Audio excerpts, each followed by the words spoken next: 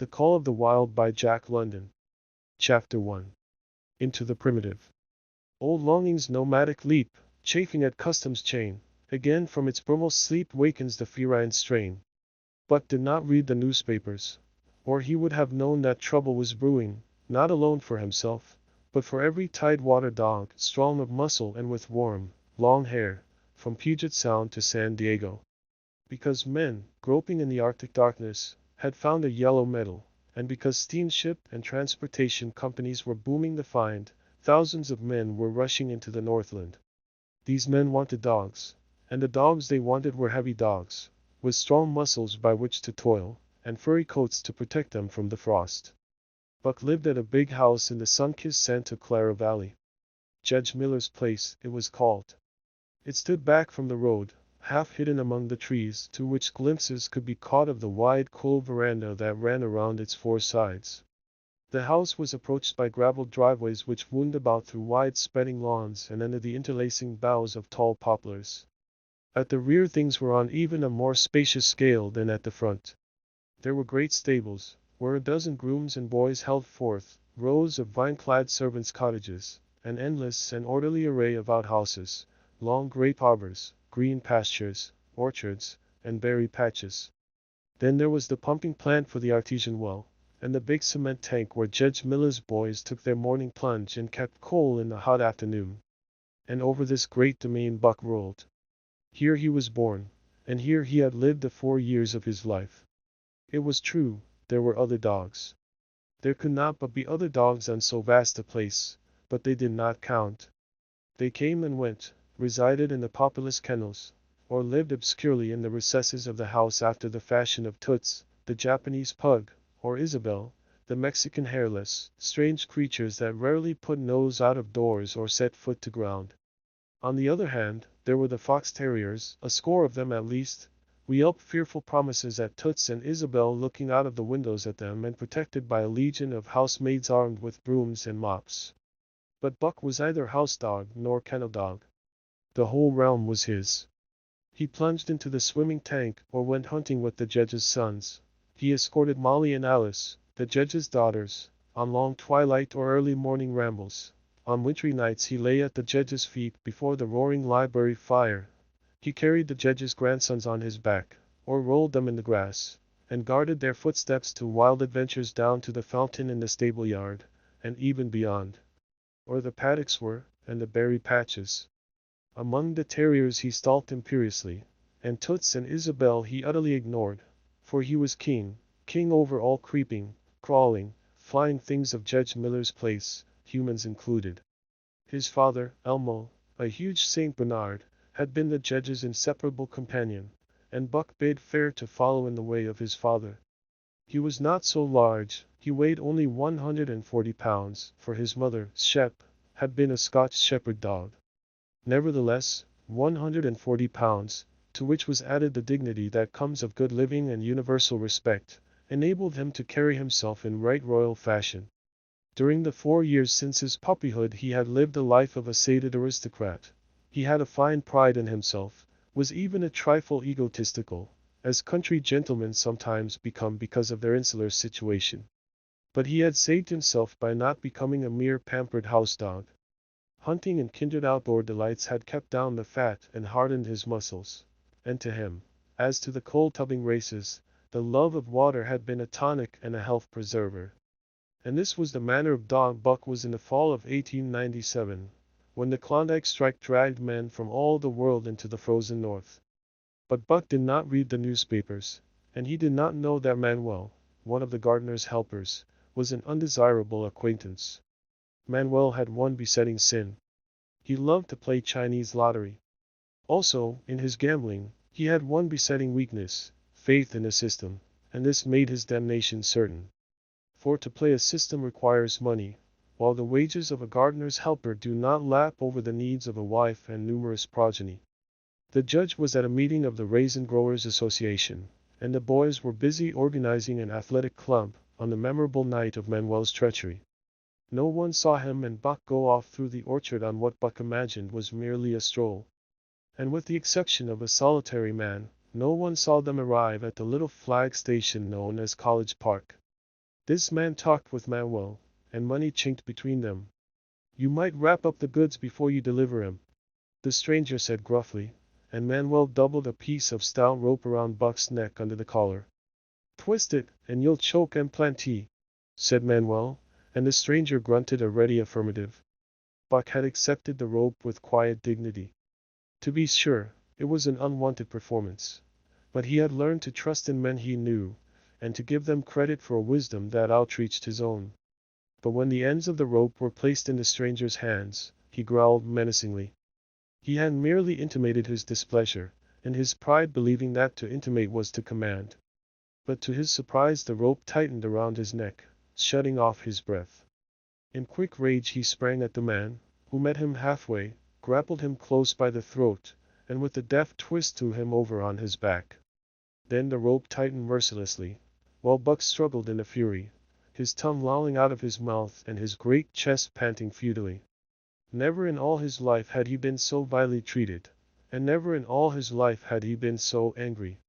But his strength ebbed, his eyes glazed, and he knew nothing when the train was flagged and the two men threw him into the baggage car.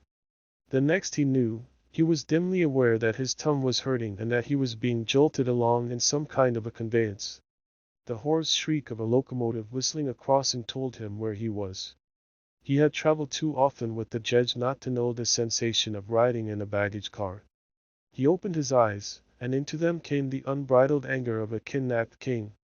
The man sprang for his throat, but Buck was too quick for him.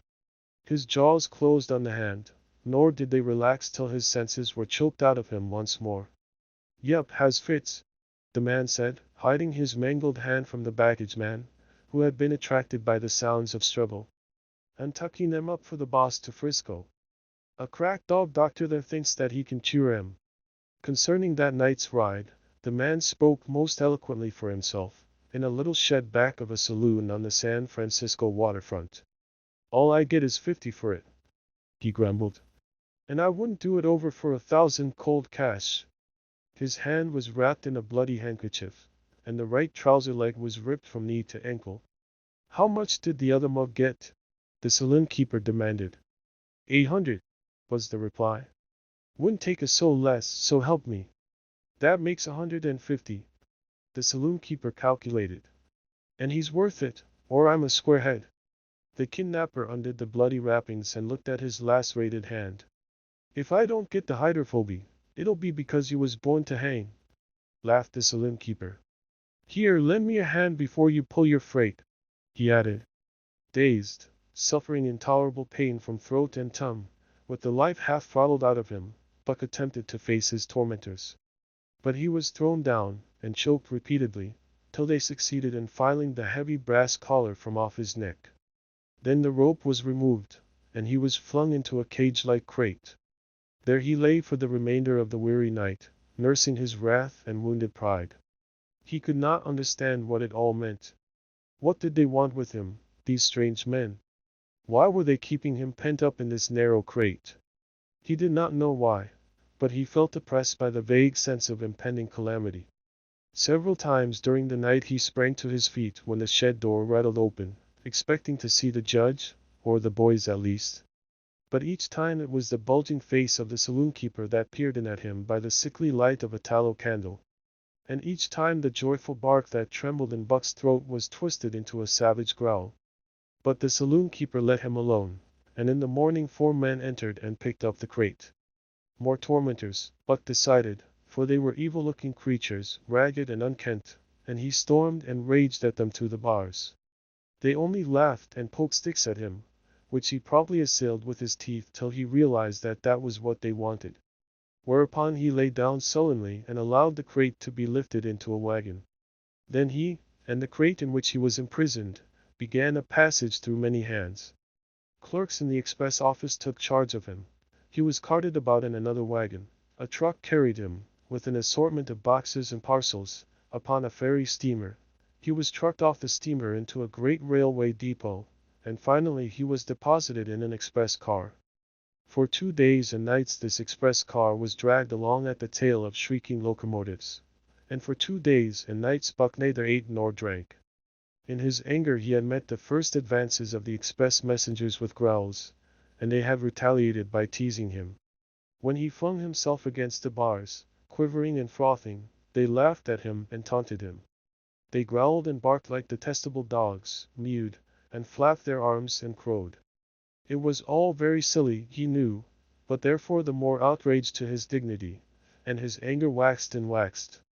He did not mind the hunger so much, but the lack of water caused him severe suffering and fanned his wrath to fever pitch. For that matter, high-strung and finely sensitive, the ill treatment had flung him into a fever, which was fed by the inflammation of his parched and swollen throat and tongue. He was glad for one thing: the rope was off his neck. That had given them an unfair advantage, but now that it was off, he would show them. They would never get another rope around his neck. Upon that he was resolved. For 2 days and nights he neither ate nor drank, and during those 2 days and nights of torment, he accumulated a fund of wrath that boded ill for whoever first fell foul of him. His eyes turned bloodshot, and he was metamorphosed into a raging fiend.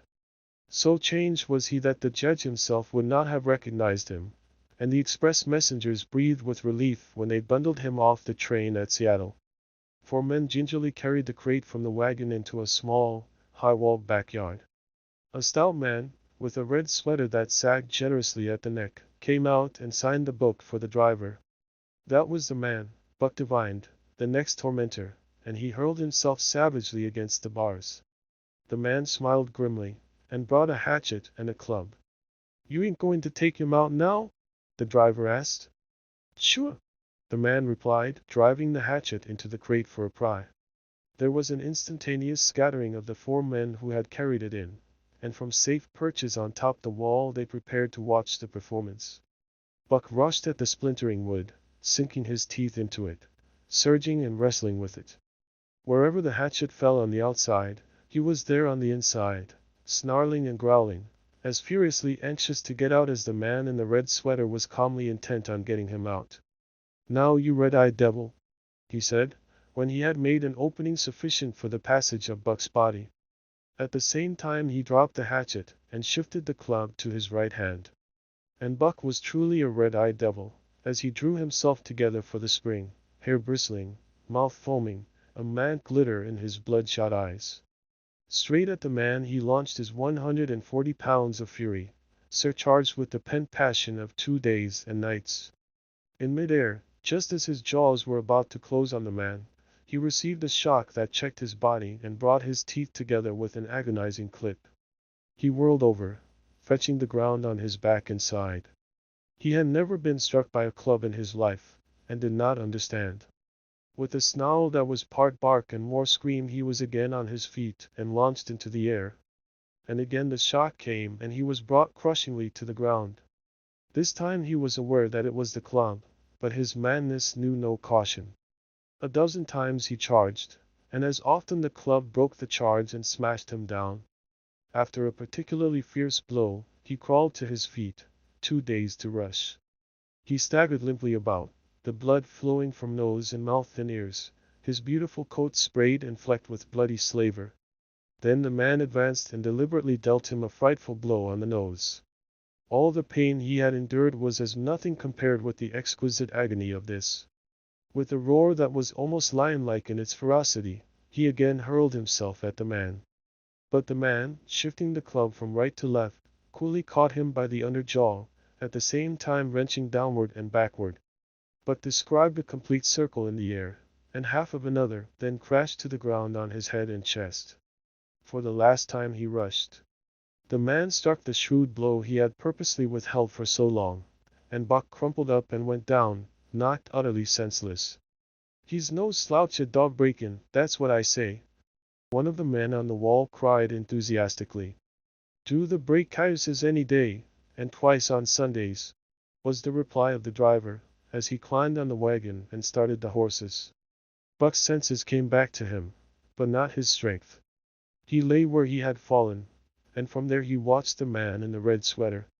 "Answers to the name of Buck," the man soliloquized, quoting from the saloon-keeper's letter which had announced the consignment of the crate and contents. "Well, Buck, my boy," he went on in a genial voice, We've had our little ruction, and the best thing we can do is to let it go at that. You've learned your place, and I know mine. Be a good dog, and all will go well in the goose hen high. Be a bad dog, and I'll will the stuffing out of you. Understand?" As he spoke he fearlessly patted the head he had so mercilessly pounded, and though Buck's hair involuntarily bristled at touch of the hand, he endured it without protest. When the man brought him water he drank eagerly, and later bolted a generous meal of raw meat, chunk by chunk, from the man's hand. He was beaten, he knew that, but he was not broken. He saw, once for all, that he stood no chance against a man with a club. He had learned the lesson, and in all his afterlife he never forgot it. That club was a revelation. It was his introduction to the reign of primitive law, and he met the introduction halfway. The facts of life took on a fiercer aspect, and while he faced that aspect uncowed, he faced it with all the latent cunning of his nature aroused. As the days went by, other dogs came, in crates and at the ends of ropes, some docilely, and some raging and roaring as he had come, and one and all, he watched them pass under the dominion of the man in the red sweater. Again and again, as he looked at each brutal performance, the lesson was driven home to Buck: a man with a club was a lawgiver, a master to be obeyed, though not necessarily conciliated. Of this last Buck was never guilty, though he did see beaten dogs that fawned upon the man, and wagged their tails, and licked his hand. Also he saw one dog, that would either conciliate nor obey, finally killed in the struggle for mastery. Now and again men came, strangers, who talked excitedly, wheedlingly, and in all kinds of fashions to the man in the red sweater. And at such times that money passed between them the strangers took one or more of the dogs away with them. Buck wondered where they went, for they never came back, but the fear of the future was strong upon him, and he was glad each time when he was not selected. Yet his time came, in the end, in the form of a little weazened man who spat broken English and many strange and uncouth exclamations which Buck could not understand. "Sacredam!" he cried, when his eyes lit upon Buck. "That one damn bully dog!" "Eh? How much?" "300, and a present at that," was the prompt reply of the man in the red sweater. "And seem it's government money, you ain't got no kick coming, Perro?" Perro grinned. Considering that the price of dogs had been boomed skyward by the unwanted demand, it was not an unfair sum for so fine an animal. The Canadian government would be no loser, nor would its dispatches travel the slower. Perrault knew dogs, and when he looked at Buck he knew that he was 1 in 1,000. 1 in 10,000, he commented mentally. Buck saw money pass between them, and was not surprised when Curly, a good-natured Newfoundland, and he were led away by the little weazened man. That was the last he saw of the man in the red sweater, and as Curly and he looked at receding Seattle from the deck of the _novel_, it was the last he saw of the warm Southland. Curly and he were taken below by Perrault and turned over to a black-faced giant called Francois. Perrault was a French-Canadian, and swarthy, but Francois was a French-Canadian half-breed, and twice as swarthy. They were a new kind of men to Buck, of which he was destined to see many more, and while he developed no affection for them, he nonetheless grew honestly to respect them. He speedily learned that Perrault and Francois were fair men, calm and impartial in administering justice, and too wise in the way of dogs to be fooled by dogs. In the tween decks of the _novel_, Buck and Curly joined 2 other dogs. One of them was a big, snow-white fellow from Spitzbergen who had been brought away by a whaling captain, and who had later accompanied a geological survey into the Barrens. He was friendly, in a treacherous sort of way, smiling into one's face the while he meditated some underhand trick, as, for instance, when he stole from Buck's food at the first meal. As Buck sprang to punish him, the lash of Francois's whip sang through the air, reaching the culprit first, and nothing remained to Buck but to recover the bone. That was fair of Francois, he decided, and the half-breed began his rise in Buck's estimation. The other dog made no advances, nor received any. Also, he did not attempt to steal from the newcomers. He was a gloomy, morose fellow, and he showed Curly plainly that all he desired was to be left alone, and further, that there would be trouble if he were not left alone. Dave, he was called, and he ate and slept, or yawned between times, and took interest in nothing, not even when the underscore narwhal underscore crossed Queen Charlotte's Sound and rolled and pitched and bucked like a thing possessed. When Buck and Curly grew excited, half wild with fear, he raised his head as though annoyed, favored them with an incurious glance, yawned, and went to sleep again. Day and night the ship throbbed to the tireless pulse of the propeller, and though one day was very like another, it was apparent to Buck that the weather was steadily growing colder. At last, one morning, the propeller was quiet, and the underscore narwhal underscore was pervaded with an atmosphere of excitement. He felt it, as did the other dogs, and knew that a change was at hand. Francois leashed them and brought them on deck. At the first step upon the cold surface, Buck's feet sank into a white mushy something very like mud. He sprang back with a snort. More of this white stuff was falling through the air. He shook himself, but more of it fell upon him. He sniffed it curiously, then licked some up on his tongue. It bit like fire, and the next instant was gone. This puzzled him. He tried it again, with the same result. The onlookers laughed uproariously, and he felt ashamed, he knew not why, for it was his first snow. Chapter 2. The Law of Club and Fang. Buck's first day on the Dai beach was like a nightmare. Every hour was filled with shock and surprise. He had been suddenly jerked from the heart of civilization and flung into the heart of things primordial. No lazy, sun-kissed life was this, with nothing to do but loaf and be bored. Here was either peace, nor rest, nor a moment's safety. All was confusion and action, and every moment life and limb were in peril. There was imperative need to be constantly alert, for these dogs and men were not town dogs and men. They were savages, all of them, who knew no law but the law of club and Fang. He had never seen dogs fight as these wolfish creatures fought, and his first experience taught him an unforgettable lesson. It is true, it was a vicarious experience, else he would not have lived to profit by it. Curly was the victim. They were camped near the log store, where she, in her friendly way, made advances to a husky dog the size of a full-grown wolf, though not half so large as she. There was no warning, only a leap in like a flash, a metallic clip of teeth, a leap out equally swift, and Curly's face was ripped open from eye to jaw. It was the wolf manner of fighting, to strike and leap away, but there was more to it than this. 30 or 40 huskies ran to the spot and surrounded the combatants in an intent and silent circle. Buck did not comprehend that silent intentness, nor the eager way with which they were licking their chops. Curly rushed her antagonist, who struck again and leaped aside. He met her next rush with his chest, in a peculiar fashion that tumbled her off her feet. She never regained them. This was what the onlooking huskies had waited for. They closed in upon her, snarling and yelping, and she was buried, screaming with agony, beneath the bristling mass of bodies. So sudden was it, and so unexpected, that Buck was taken aback. He saw Spitz run out his scarlet tongue in a way he had of laughing, and he saw Francois, swinging an axe, spring into the mess of dogs. 3 men with clubs were helping him to scatter them. It did not take long. 2 minutes from the time Curly went down, the last of her assailants were clubbed off.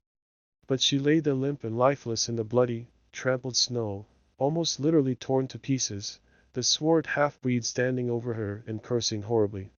The scene often came back to Buck to trouble him in his sleep. So that was the way. No fair play. Once down, that was the end of you. Well, he would see to it that he never went down. Spitz ran out his tongue and laughed again, and from that moment Buck hated him with a bitter and deathless hatred. Before he had recovered from the shock caused by the tragic passing of Curly, he received another shock. Francois fastened upon him an arrangement of straps and buckles. It was a harness, such as he had seen the grooms put on the horses at home. And as he had seen horses work, so he was set to work, hauling Francois on a sled to the forest that fringed the valley, and returning with a load of firewood. Though his dignity was sorely hurt by thus being made a draft animal, he was too wise to rebel. He buckled down with a will and did his best, though it was all new and strange. Francois was stern, demanding instant obedience, and by virtue of his wit receiving instant obedience, while Dave, who was an experienced wheeler, nipped Buck's hindquarters whenever he was in error. Spitz was the leader, likewise experienced, and while he could not always get at Buck, he growled sharp reproof now and again, or cunningly threw his weight in the traces to jerk Buck into the way he should go. Buck learned easily, and under the combined tuition of his two mates and Francois, made remarkable progress. Ere they returned to camp he knew enough to stop at thump, to go ahead at mush, to swing wide on the bends, and to keep clear of the wheeler when the loaded sled shot downhill at their heels. "Tree ver good dogs," Francois told Perrault. "Dat Buck heem pull like hell. I teach him quick as anything." By afternoon, Perrault, who was in a hurry to be on the trail with his dispatches, returned with two more dogs. Billy and Joe, he called them, two brothers, and true huskies both. Sons of the one mother though they were as different as day and night. Billy's one fault was his excessive good nature, while Joe was the very opposite, sour and introspective, with a perpetual snarl and a malignant eye. Buck received them in comradely fashion. Dave ignored them, while Spitz proceeded to thrash first one and then the other. Billy wagged his tail appeasingly, turned to run when he saw that appeasement was of no avail, and cried, still appeasingly, when Spitz's sharp teeth scored his flank. But no matter how Spitz circled, Joe whirled around on his heels to face him, mane bristling, ears laid back, lips writhing and snarling, jaws clipping together as fast as he could snap, and eyes diabolically gleaming, the incarnation of belligerent fear. So terrible was his appearance that Spitz was forced to forego disciplining him. But to cover his own discomfiture he turned upon the inoffensive, and wailing Billy and drove him to the confines of the camp. By evening Perrault secured another dog, an old husky, long and lean and gaunt, with a battle-scarred face and a single eye which flashed a warning of prowess that commanded respect. He was called Solex, which means the angry one.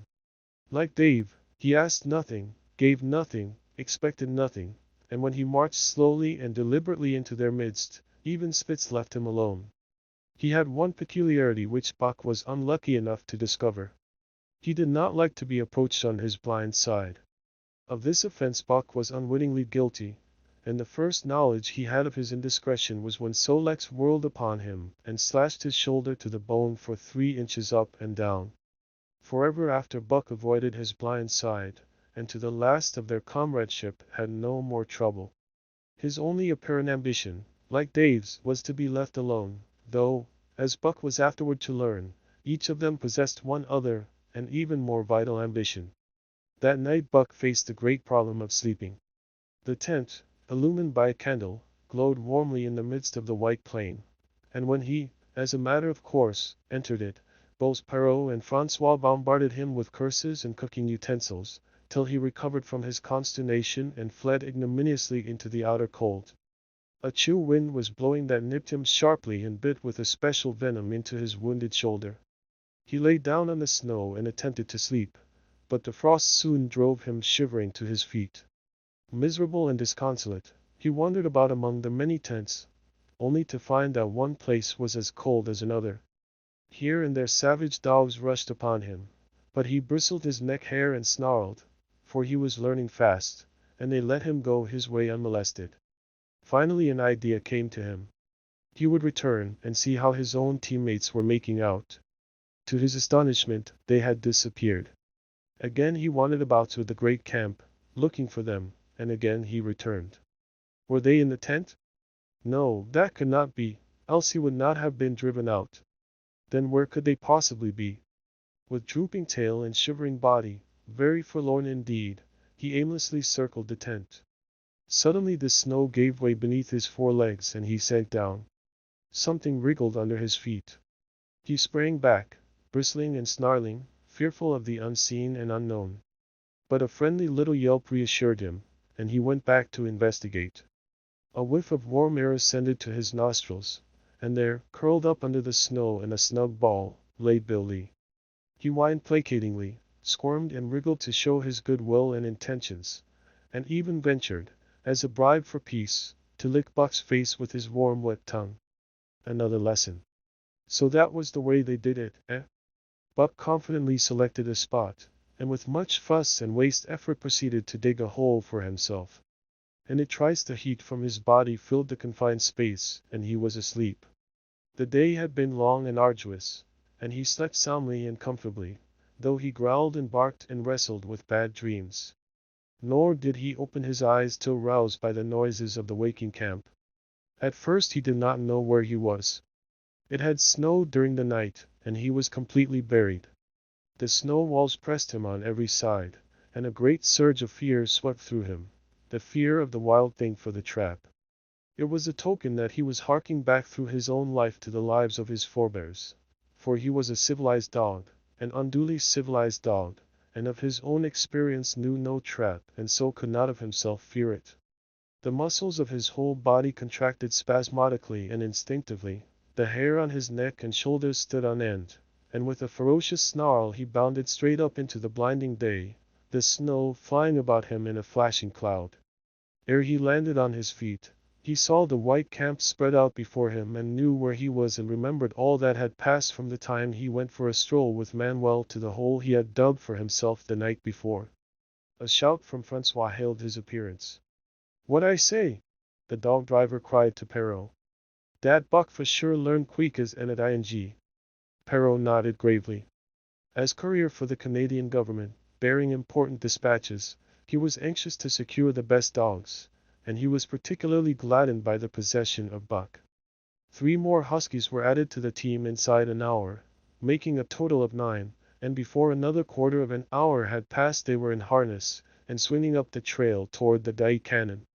Buck was glad to be gone, and though the work was hard he found he did not particularly despise it.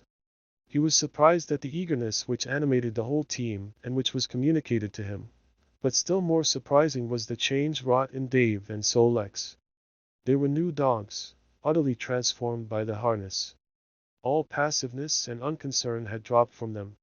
They were alert and active, anxious that the work should go well, and fiercely irritable with whatever, by delay or confusion, retarded that work. The toil of the traces seemed the supreme expression of their being, and all that they lived for, and the only thing in which they took delight. Dave was wheeler or sled dog, pulling in front of him was Buck, then came Sol-Leks.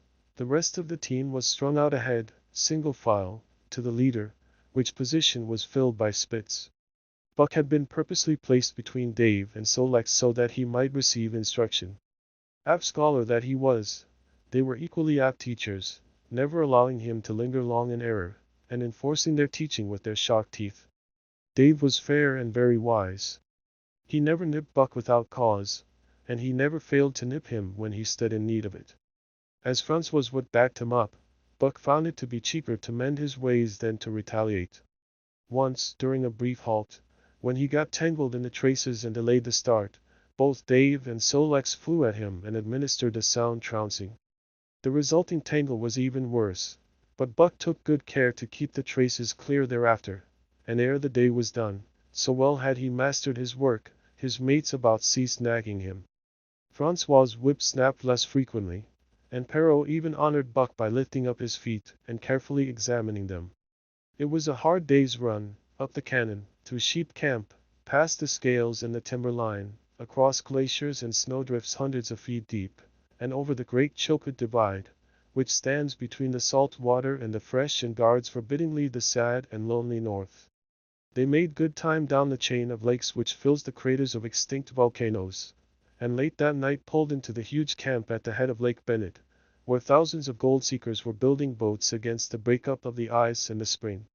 Buck made his hole in the snow and sucked the sleep of the exhausted just, but all too early was routed out in the cold darkness and harnessed with his mates to the sled. That day they made 40 miles, the trail being packed, but the next day, and for many days to follow, they broke their own trail, worked harder, and made poorer time. As a rule, Perrault traveled ahead of the team, packing the snow with wet shoes to make it easier for them. Francois, guiding the sled at the gee-pole, sometimes exchanged places with him, but not often. Perrault was in a hurry, and he prided himself on his knowledge of ice, which knowledge was indispensable, for the fall ice was very thin, and where there was swift water there was no ice at all. Day after day, for days unending, Buck toiled in the traces. Always they broke camp in the dark, and the first gray of dawn found them hitting the trail with fresh miles reeled off behind them. And always they pitched camp after dark, eating their bitter fish, and crawling to sleep into the snow. Buck was ravenous. The pound and a half of sun-dried salmon, which was his ration for each day, seemed to go nowhere. He never had enough, and suffered from perpetual hunger pangs. Yet the other dogs, because they weighed less and were born to the life, received a pound only of the fish and managed to keep in good condition. He swiftly lost the fastidiousness which had characterized his old life. A dainty eater, he found that his mates, finishing first, robbed him of his unfinished ration. There was no defending it. While he was fighting off 2 or 3, it was disappearing down the throats of the others. To remedy this, he ate as fast as they, and so greatly did hunger compel him, he was not above taking what did not belong to him. He watched and learned. When he saw Pike, one of the new dogs, a clever malingerer and thief, slyly steal a slice of bacon when Perrault's back was turned, he duplicated the performance the following day, getting away with the whole chunk. A great uproar was raised, but he was unsuspected, while Dub, an awkward blender who was always getting caught, was punished for Buck's misdeed. This first death marked Buck as fit to survive in the hostile Northland environment. It marked his adaptability, his capacity to adjust himself to changing conditions, the lack of which would have meant swift and terrible death. It marked, further, the decay or going to pieces of his moral nature, a vain thing and a handicap in the ruthless struggle for existence. It was all well enough in the Southland, under the law of love and fellowship, to respect private property and personal feelings. But in the Northland, under the law of club and Fang, whoso took such things into account was a fool, and in so far as he observed them he would fail to prosper. Not that Buck reasoned it out. He was fit, that was all, and unconsciously he accommodated himself to the new mode of life. All his days, no matter what the odds, he had never run from a fight. But the club of the man in the red sweater had beaten into him a more fundamental and primitive code. Civilized, he could have died for a moral consideration, say the defense of Judge Miller's riding whip. But the completeness of his decivilization was now evidenced by his ability to flee from the defense of a moral consideration, and so save his hide. He did not steal for joy of it, but because of the clamor of his stomach. He did not rob openly, but stole secretly and cunningly, out of respect for club and Fang. In short, the things he did were done because it was easier to do them than not to do them. His development, or retrogression, was rapid. His muscles became hard as iron, and he grew callous to all ordinary pain. He achieved an internal as well as external economy. He could eat anything, no matter how loathsome or indigestible, and once eaten, the juices of his stomach extracted the last least particle of nutriment, and his blood carried it to the farthest reaches of his body, building it into the toughest and stoutest of tissues. Sight and scent became remarkably keen, while his hearing developed such acuteness that in his sleep he heard the faintest sound and knew whether it heralded peace or peril. He learned to bite the ice out with his teeth when it collected between his toes, and when he was thirsty and there was a thick scum of ice over the waterhole, he would break it by rearing and striking it with stiff forelegs. His most conspicuous trait was an ability to scent the wind and forecast it a night in advance. No matter how breathless the air when he dug his nest by tree or bank, the wind that later blew inevitably found him to leeward, sheltered and snug. And not only did he learn by experience, but instincts long dead became alive again. The domesticated generations fell from him. In vague ways he remembered back to the youth of the breed, to the time the wild dogs ranged in packs through the primeval forest, and killed their meat as they ran it down. It was no task for him to learn to fight with cut and slash and the quick wolf snap. In this manner had fought forgotten ancestors. They quickened the old life within him, and the old tricks which they had stamped into the heredity of the breed were his tricks. They came to him without effort or discovery, as though they had been his always. And when, on the still cold nights, he pointed his nose at a star and howled long and wolf-like, it was his ancestors, dead and dust, pointing nose at star and howling down to the centuries and to him. And his cadences were their cadences, the cadences which voiced their woe and what to them was the meaning of the stiffness, and the cold, and dark. Thus, as token of what a puppet thing life is, the ancient psalms surged through him, and he came into his own again. And he came because men had found a yellow metal in the north, and because Manuel was a gardener's helper whose wages did not lap over the needs of his wife and divers small copies of himself. Chapter 3. The Dominant Primordial Beast. The dominant primordial beast was strong in buck, and under the fierce conditions of trail life it grew and grew. Yet it was a secret growth. His newborn cunning gave him poise and control. He was too busy adjusting himself to the new life to feel at ease, and not only did he not pick fights, but he avoided them whenever possible. A certain deliberateness characterized his attitude.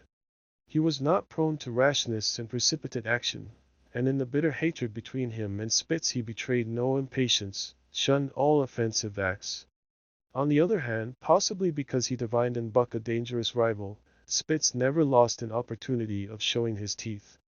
He even went out of his way to bully Buck, striving constantly to start the fight which could end only in the death of one or the other. Early in the trip this might have taken place had it not been for an unwanted accident. At the end of this day they made a bleak and miserable camp on the shore of Lake Labarge. Driving snow, a wind that cut like a white-hot knife, and darkness had forced them to grope for a camping place. They could hardly have fared worse. At their backs rose a perpendicular wall of rock, and Perrault and Francois were compelled to make their fire and spread their sleeping robes on the ice of the lake itself. The tent they had discarded at Dai in order to travel light. A few sticks of driftwood furnished them with a fire that thawed down through the ice and left them to eat supper in the dark. Close in under the sheltering rock Buck made his nest. So snug and warm was it, that he was loath to leave it when Francois distributed the fish which he had first thawed over the fire. But when Buck finished his ration and returned, he found his nest occupied. A warning snarl told him that the trespasser was Spitz. Till now Buck had avoided trouble with his enemy, but this was too much. The beast in him roared. He sprang upon Spitz with a fury which surprised them both, and Spitz particularly, for his whole experience with Buck had gone to teach him that his rival was an unusually timid dog, who managed to hold his own only because of his great weight and size. Francois was surprised, too, when they shot out in a tangle from the disrupted nest, and he divined the cause of the trouble. "Ea!" he cried to Buck. "Chifit Tahim, by gar! Chifit Tahim, the dirty teeth!" Spitz was equally willing.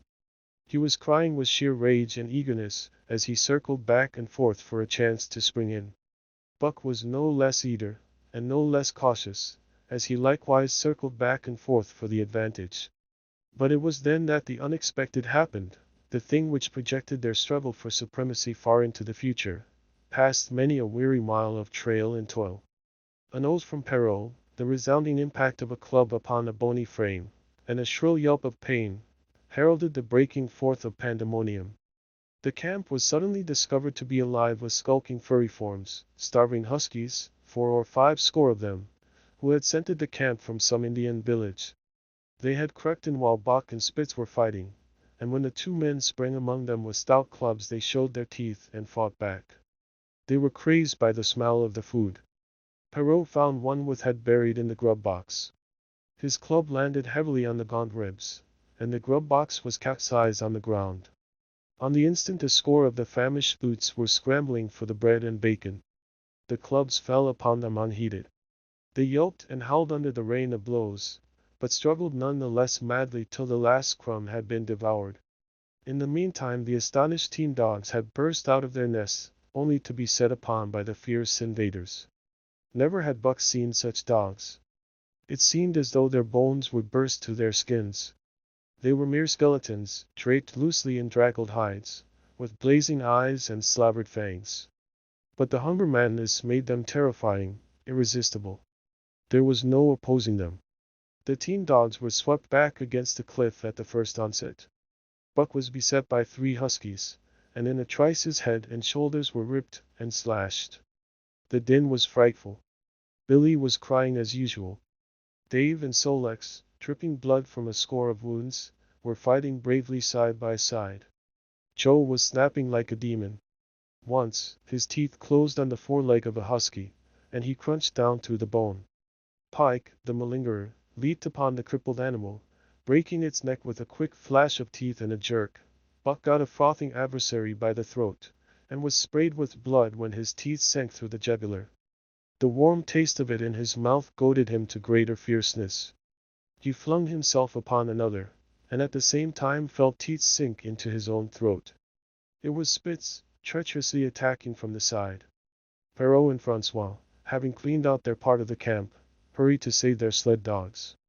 The wild wave of famished beasts rolled back before them, and Buck shook himself free. But it was only for a moment. The two men were compelled to run back to save the grub, upon which the huskies returned to the attack on the team.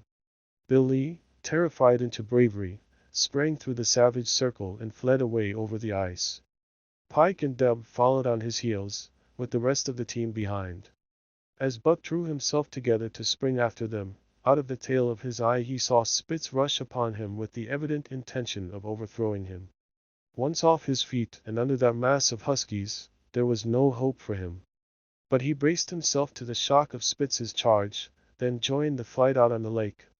Later, the 9 team dogs gathered together and sought shelter in the forest. Though unpursued, they were in a sorry plight. There was not one who was not wounded in 4 or 5 places, while some were wounded grievously. Dub was badly injured in a hind leg. Dally, the last husky added to the team at Dai, had a badly torn throat. Joe had lost an eye, while Billy, the good-natured, with an ear chewed and rent to ribbons, cried and whimpered throughout the night. At daybreak they limped wearily back to camp, to find the marauders gone and the 2 men in bad tempers. Fully half their grub supply was gone. The huskies had chewed through the sled lashings and canvas coverings. In fact, nothing, no matter how remotely eatable, had escaped them. They had eaten a pair of Perrault's moose-hide moccasins, chunks out of the leather traces, and even 2 feet of lash from the end of Francois's whip. He broke from a mournful contemplation of it to look over his wounded dogs. "Ah, my friend," he said softly. "Nebbet met you mad dog, dose many bites. Meb all mad dog, sacredam. What you think at, Perrault?" The courier shook his head dubiously. With 400 miles of trail still between him and Dawson, he could ill afford to have madness break out among his dogs. 2 hours of cursing and exertion got the harnesses into shape, and the wound-stiffened team was under way, struggling painfully over the hardest part of the trail they had yet encountered, and for that matter, the hardest between them and Dawson. The 30-mile river was wide open. Its wild water defied the frost, and it was in the eddies only and in the quiet places that the ice held at all. 6 days of exhausting toil were required to cover those 30 terrible miles. And terrible they were, for every foot of them was accomplished at the risk of life to dog and man. A dozen times, Perrault, nosing the way, broke through the ice bridges, being saved by the long pole he carried, which he so held that it fell each time across the hole made by his body. But a cold snap was on, the thermometer registering 50 below zero, and each time he broke through he was compelled for very life to build a fire and dry his garments. Nothing daunted him. It was because nothing daunted him that he had been chosen for government courier. He took all manner of risks, resolutely thrusting his little weazened face into the frost and struggling on from dim dawn to dark. He skirted the frowning shores on rim ice that bent and crackled underfoot, and upon which they dared not halt. Once the sled broke through, with Dave and Buck, and they were half frozen and all but drowned by the time they were dragged out. The usual fire was necessary to save them.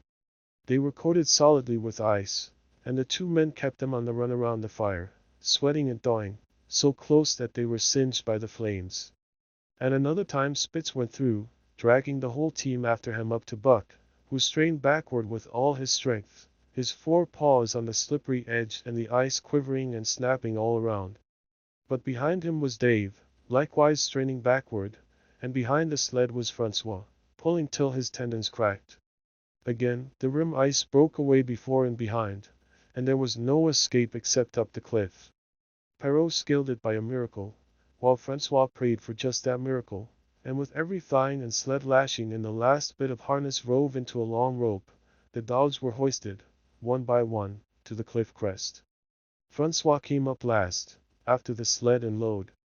Then came the search for a place to descend, which descent was ultimately made by the aid of the rope, and night found them back on the river with a quarter of a mile to the day's credit.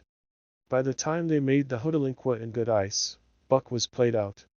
The rest of the dogs were in like condition, but Perrault, to make up lost time, pushed them late and early.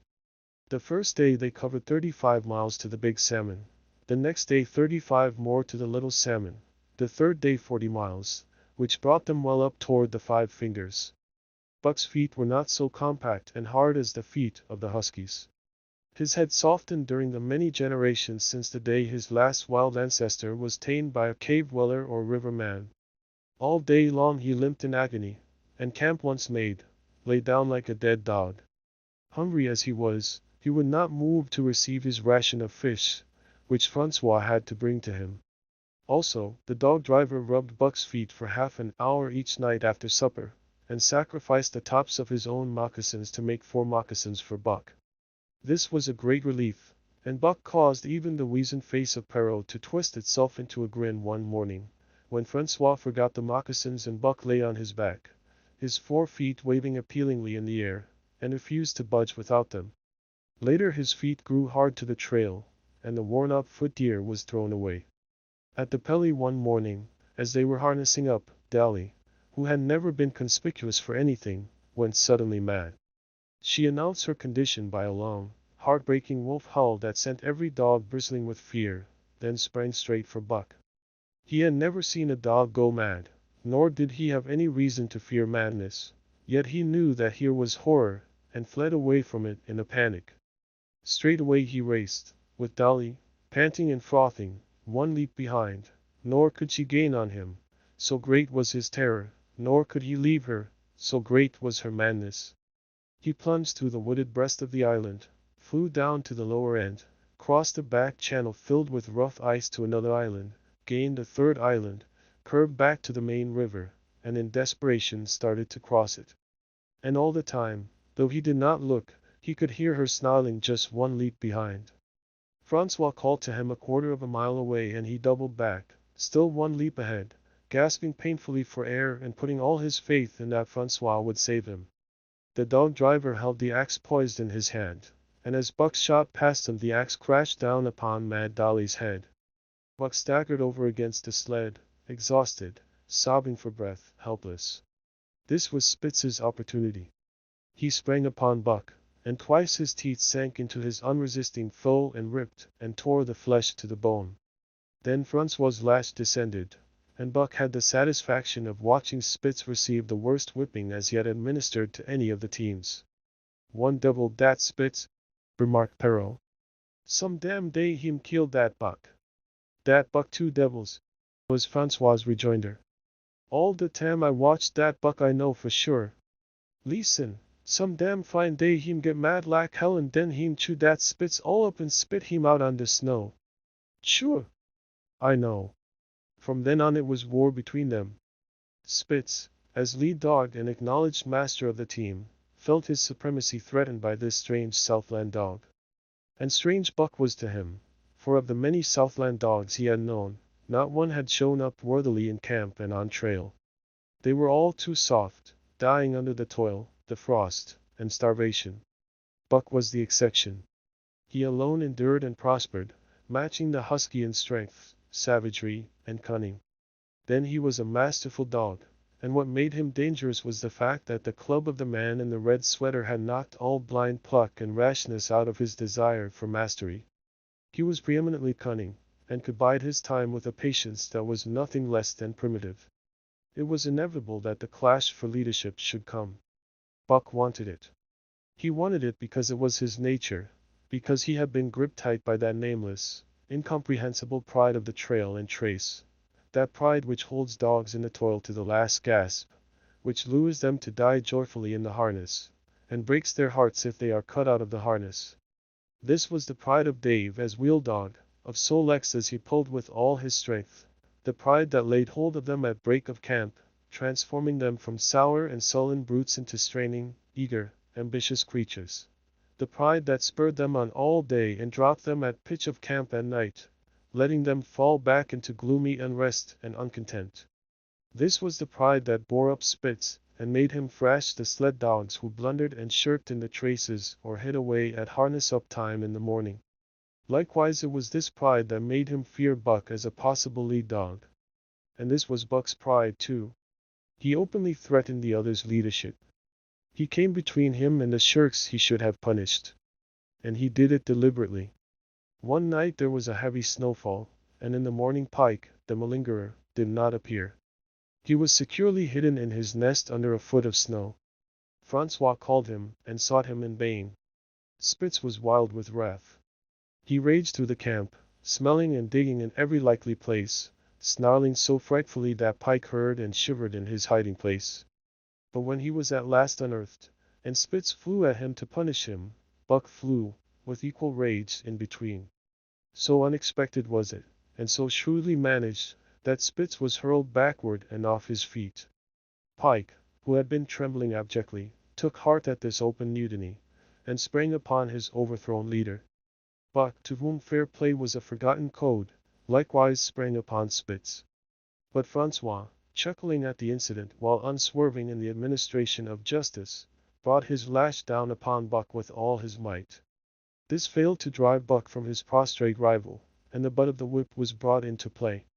Half stunned by the blow, Buck was knocked backward and the lash laid upon him again and again, while Spitz soundly punished the many times offending Pike. In the days that followed, as Dawson grew closer and closer, Buck still continued to interfere between Spitz and the culprits. But he did it craftily. When Francois was not around, with the covert mutiny of Buck, a general insubordination sprang up and increased. Dave and Solex were unaffected, but the rest of the team went from bad to worse. Things no longer went right. There was continual bickering and jangling. Trouble was always afoot, and at the bottom of it was Buck. He kept Francois busy, for the dog driver was in constant apprehension of the life and death struggle between the two which he knew must take place sooner or later, and on more than one night the sounds of quarreling and strife among the other dogs turned him out of his sleeping robe, fearful that Buck and Spitz were at it. But the opportunity did not present itself, and they pulled into Dawson one dreary afternoon with the great fight still to come. Here were many men, and countless dogs, and Buck found them all at work. It seemed the ordained order of things that dogs should work. All day they swung up and down the main street in long teams, and in the night their jingling bells still went by. They hauled cabin logs and firewood, freighted up to the mines, and did all manner of work that horses did in the Santa Clara Valley. Here and there Buck met Southland dogs, but in the main they were the wild wolf husky breed. Every night, regularly, at 9, at 12, at 3, they lifted a nocturnal psalm, a weird and eerie chant, in which it was Buck's delight to join. With the aurora borealis flaming coldly overhead, or the stars leaping in the frost dance, and the land numb and frozen under its pall of snow, this song of the huskies might have been the defiance of life, only it was pitched in minor key, with long-drawn wailings and half-sobs, and was more the pleading of life, the articulate travail of existence. It was an old song, old as the breed itself, one of the first songs of the underworld in a day when psalms were sad. It was invested with the woe of unnumbered generations, this plaint by which Buck was so strangely stirred. When he moaned and sobbed, it was with the pain of living that was of old the pain of his wild fathers, and the fear and mystery of the cold and dark that was to them fear and mystery. And that he should be stirred by it marked the completeness with which he harked back through the ages of fire and roof to the raw beginnings of life in the howling ages. 7 days from the time they pulled into Dawson, they dropped down the steep bank by the barracks to the Yukon Trail, and pulled for dye and salt water. Perrault was carrying dispatches if anything more urgent than those he had brought in. Also, the travel pride had gripped him, and he purposed to make the record trip of the year. Several things favored him in this. The week's rest had recuperated the dogs and put them in thorough trim. The trail they had broken into the country was packed hard by later journeyers. And further, the police had arranged in 2 or 3 places deposits of grub for dog and man, and he was traveling light. They made 60 Mile, which is a 50-mile run, on the first day, and the second day saw them booming up the Yukon well on their way to Pelly. But such splendid running was achieved not without great trouble and vexation on the part of Francois. The insidious revolt led by Buck had destroyed the solidarity of the team. And no longer was as one dog leaping in the traces. The encouragement Buck gave the rebels led them into all kinds of petty misdemeanors. No more was Spitz a leader greatly to be feared. The old awe departed, and they grew equal to challenging his authority. Pike robbed him of half a fish one night, and gulped it down under the protection of Buck. Another night Dab and Joe fought Spitz and made him forego the punishment they deserved. And even Billy, the good-natured, was less good-natured, and whined not half so placatingly as in former days. Buck never came near Spitz without snarling and bristling menacingly. In fact, his conduct approached that of a bully, and he was given to swaggering up and down before Spitz's very nose. The breaking down of discipline likewise affected the dogs in their relations with one another. They quarreled and bickered more than ever among themselves, till at times the camp was a howling bedlam. Dave and Sol-Lex alone were unaltered, though they were made irritable by the unending squabbling. Francois swore strange barbarous oaths, and stamped the snow in futile rage, and tore his hair. His lash was always singing among the dogs, but it was of small avail. Directly his back was turned they were at it again. He backed up Spitz with his whip, while Buck backed up the remainder of the team. Francois knew he was behind all the trouble, and Buck knew he knew, but Buck was too clever ever again to be caught red-handed. He worked faithfully in the harness, for the toil had become a delight to him, yet it was a greater delight slyly to precipitate a fight amongst his mates, and tangle the traces. At the mouth of the Tahkeena, one night after supper, Dub turned up a snowshoe rabbit, plundered it, and missed. In a second the whole team was in full cry. 100 yards away was a camp of the Northwest Police, with 50 dogs, huskies all, who joined the chase. The rabbit sped down the river, turned off into a small creek, up the frozen bed of which it held steadily. It ran lightly on the surface of the snow, while the dogs plowed through by main strength. Buck led the pack, 60 strong, around bend after bend, but he could not gain. He lay down low to the race, whining eagerly, his splendid body flashing forward, leap by leap, in the wan white moonlight. And leap by leap, like some pale frost wraith, the snowshoe rabbit flashed on ahead. All that stirring of old instincts which at stated periods drives men out from the sounding cities to forest and plain to kill things by chemically propelled leaden pellets, the blood-lust, the joy to kill, all this was Buck's, only it was infinitely more intimate. He was ranging at the head of the pack, running the wild thing down, the living meat, to kill with his own teeth and wash his muzzle to the eyes in warm blood. There is an ecstasy that marks the summit of life, and beyond which life cannot rise. And such is the paradox of living, this ecstasy comes when one is most alive, and it comes as a complete forgetfulness that one is alive.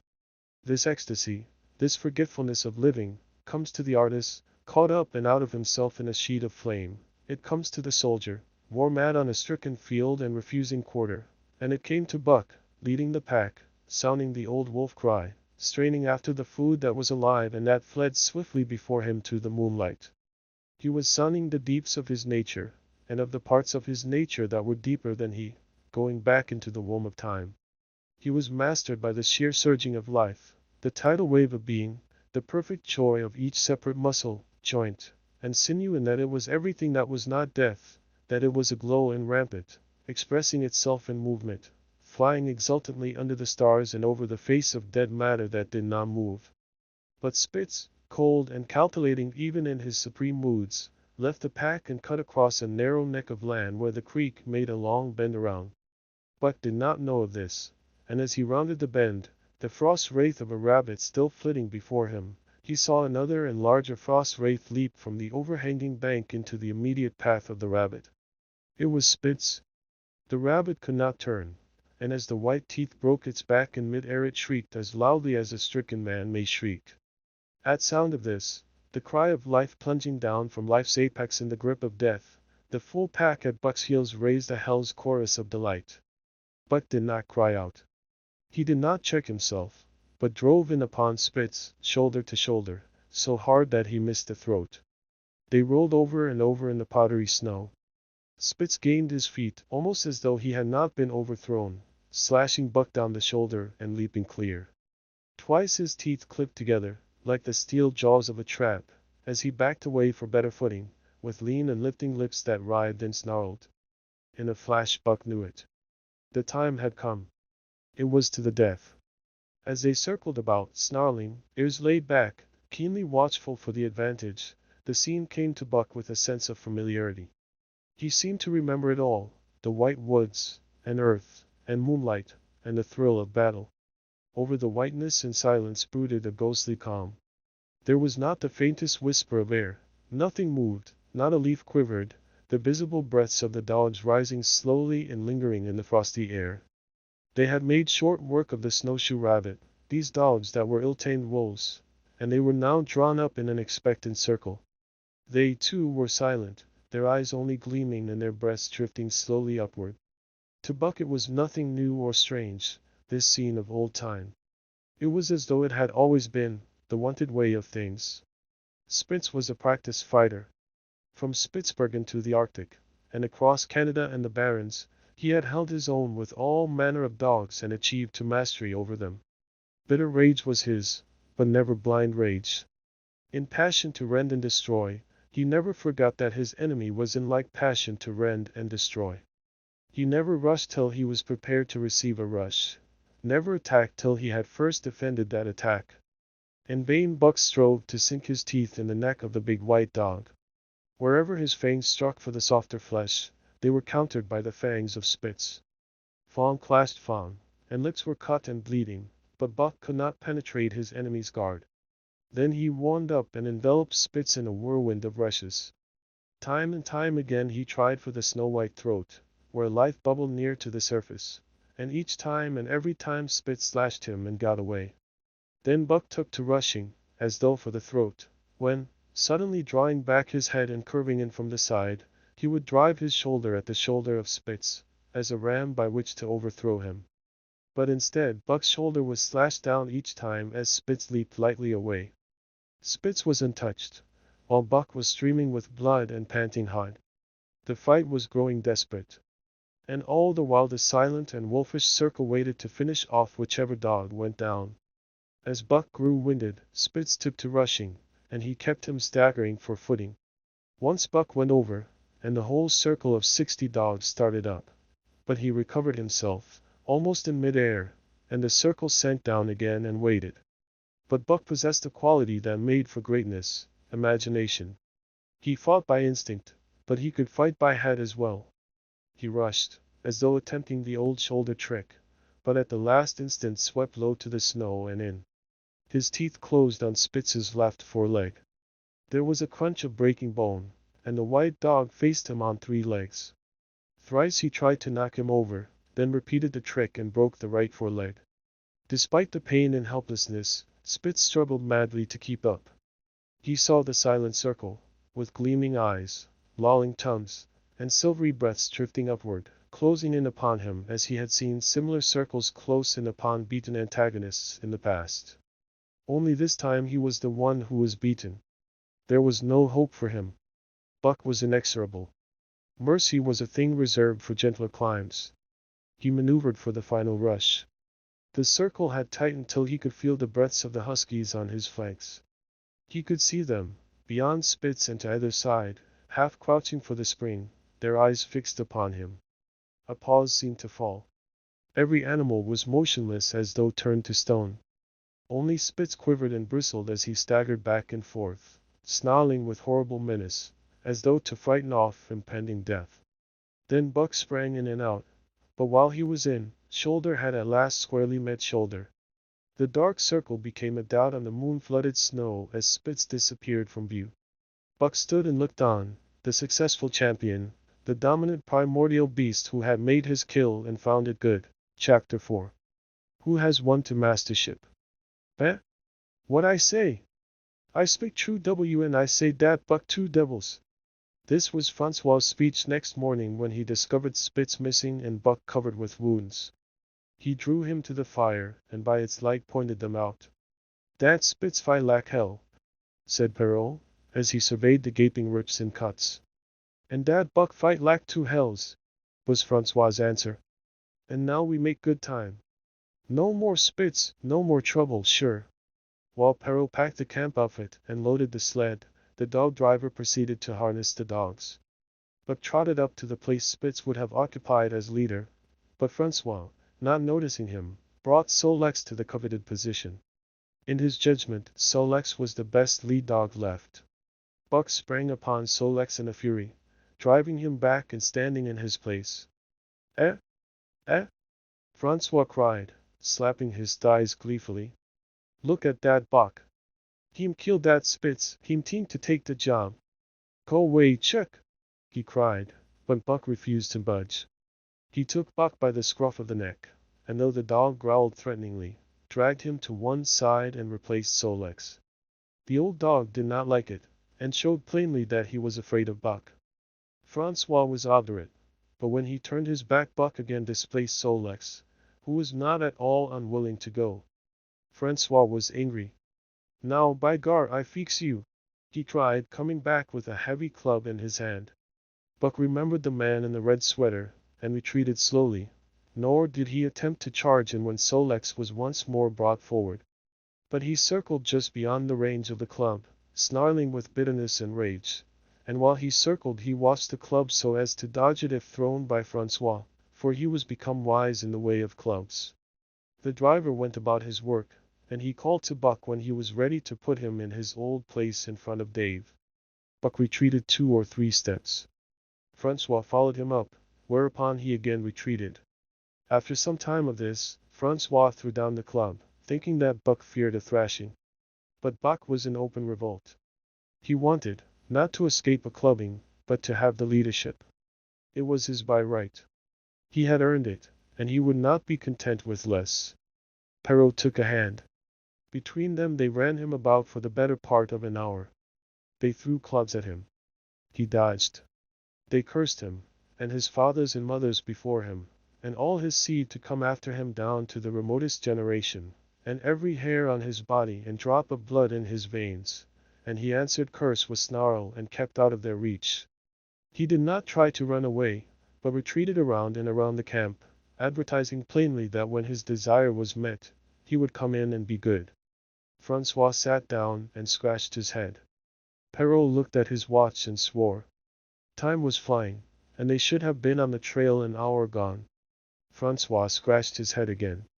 He shook it and grinned sheepishly at the courier, who shrugged his shoulders in sign that they were beaten. Then Francois went up to where Solex stood and called to Buck. Buck laughed, as dogs laugh, yet kept his distance. Francois unfastened Solex's traces and put him back in his old place. The team stood harnessed to the sled in an unbroken line, ready for the trail. There was no place for Buck save at the front. Once more Francois called, and once more Buck laughed, and kept away. Throw down the club, Perrault commanded. Francois complied, whereupon Buck trotted in, laughing triumphantly, and swung around into position at the head of the team. His traces were fastened, the sled broken out, and with both men running they dashed out onto the river trail.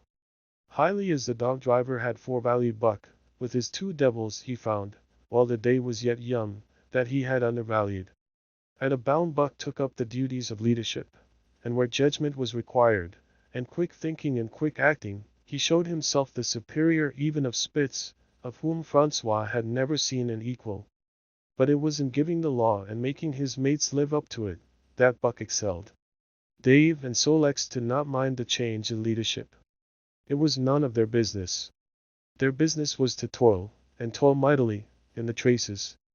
So long as that were not interfered with, they did not care what happened. Billy, the good-natured, could lead for all they cared, so long as he kept order. The rest of the team, however, had grown unruly during the last days of Spitz, and their surprise was great now that Buck proceeded to lick them into shape.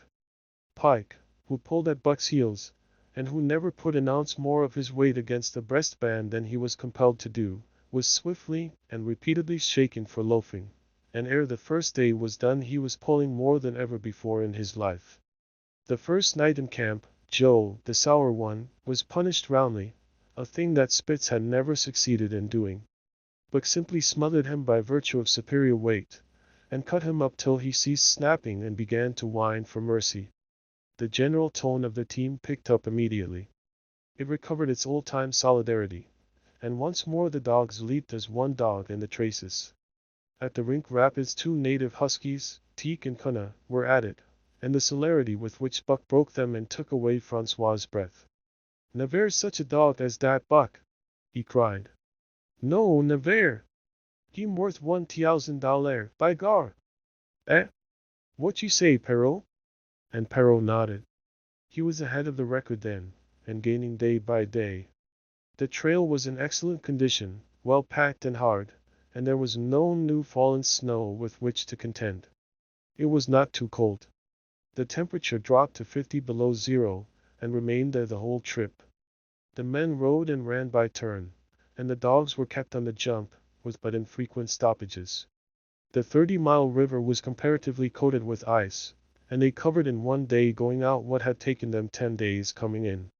In one run they made a 60-mile dash from the foot of Lake Le Barge to the White Horse Rapids. Across Marsh, Tagish, and Bennett, 70 miles of lakes, they flew so fast that the man whose turn it was to run towed behind the sled at the end of a rope. And on the last night of the second week they topped White Pass and dropped down the sea slope with the lights of Skagway and of the shipping at their feet. It was a record run. Each day for 14 days they had averaged 40 miles. For 3 days Perrault and Francois threw chests up and down the main street of Skagway and were deluged with invitations to drink, while the team was the constant center of a worshipful crowd of dog-busters and mushers. Then 3 or 4 Western bad men aspired to clean out the town, were riddled like pepper boxes for their pains, and public interest turned to other idols. Next came official orders. Francois called Buck to him, threw his arms around him, wept over him. And that was the last of Francois and Perrault. Like other men, they passed out of Buck's life for good. A Scotch half-breed took charge of him and his mates, and in company with a dozen other dog teams he started back over the weary trail to Dawson. It was no light running now, nor record time, but heavy toil each day, with a heavy load behind, for this was the mail train, carrying word from the world to the men who sought gold under the shadow of the pole. Buck did not like it, but he bore up well to the work, taking pride in it after the manner of Dave and Sol-leks, and seeing that his mates, whether they prided in it or not, did their fair share. It was a monotonous life, operating with machine-like regularity. One day was very like another. At a certain time each morning the cooks turned out, fires were built, and breakfast was eaten. Then, while some broke camp, others harnessed the dogs, and they were under way an hour or so before the darkness fell which gave warning of dawn. At night, camp was made. Some pitched the flies, others cut firewood and pine boughs for the beds, and still others carried water or ice for the cooks. Also, the dogs were fed. To them, this was the one feature of the day, though it was good to loaf around, after the fish was eaten, for an hour or so with the other dogs, of which there were 50 and odd. There were fierce fighters among them, but 3 battles with the fiercest brought Buck to mastery, so that when he bristled and showed his teeth they got out of his way. Best of all, perhaps, he loved to lie near the fire, hind legs crouched under him, forelegs stretched out in front, head raised, and eyes blinking dreamily at the flames. Sometimes he thought of Judge Miller's big house in the sun-kissed Santa Clara Valley, and of the cement swimming tank, and Isabel, the Mexican hairless, and Toots, the Japanese pug. But oftener he remembered the man in the red sweater, the death of Curly, the great fight with Spitz, and the good things he had eaten or would like to eat. He was not homesick. The Sumland was very dim and distant, and such memories had no power over him. Far more potent were the memories of his heredity that gave things he had never seen before a seeming familiarity, the instincts, which were but the memories of his ancestors become habits, which had lapsed in later days, and still later, in him, quickened and become alive again. Sometimes as he crouched there, blinking dreamily at the flames, it seemed that the flames were of another fire, and that as he crouched by this other fire he saw another and different man from the half-breed cook before him. This other man was shorter of leg and longer of arm, with muscles that were stringy and knotty rather than rounded and swelling. The hair of this man was long and matted, and his head slanted back under it from the eyes. He uttered strange sounds, and seemed very much afraid of the darkness, into which he peered continually, clutching in his hand, which hung their weight between knee and foot, a stick with a heavy stone made fast to the end. He was all but naked, a ragged and fire-scorched skin hanging part way down his back, but on his body there was much hair. In some places, across the chest and shoulders and down the outside of the arms and thighs, it was matted into almost a thick fur. He did not stand erect, but with trunk inclined forward from the hips, on legs that bent at the knees. About his body there was a peculiar springiness, or resiliency, almost cat-like, and a quick alertness as of one who lived in perpetual fear of things seen and unseen. At other times this hairy man squatted by the fire with head between his legs and slept. On such occasions his elbows were on his knees, his hands clasped above his head as though to shed rain by the hairy arms. And beyond that fire, in the circling darkness, Buck could see many gleaming coals, 2 by 2, always 2 by 2, which he knew to be the eyes of great beasts of prey. And he could hear the crashing of their bodies through the undergrowth, and the noises they made in the night. And dreaming there by the Yukon bank, with lazy eyes blinking at the fire, these sounds and sights of another world would make the hair to rise along his back and stand on end across his shoulders and up his neck, till he whimpered low and suppressedly, or growled softly, and the half-breed cook shouted at him, "Hey, you Buck, wake up!" Whereupon the other world would vanish and the real world come into his eyes, and he would get up and yawn and stretch as though he had been asleep. It was a hard trip, with the mail behind them, and the heavy work wore them down. They were short of weight, and in poor condition when they made Dawson, and should have had a 10 days or a week's rest at least. But in 2 days' time they dropped down the Yukon bank from the barracks, loaded with letters for the outside. The dogs were tired, the drivers grumbling, and to make matters worse, it snowed every day. This meant a soft trail, greater friction on the runners, and heavier pulling for the dogs, yet the drivers were fair through it all, and did their best for the animals. Each night the dogs were attended to first.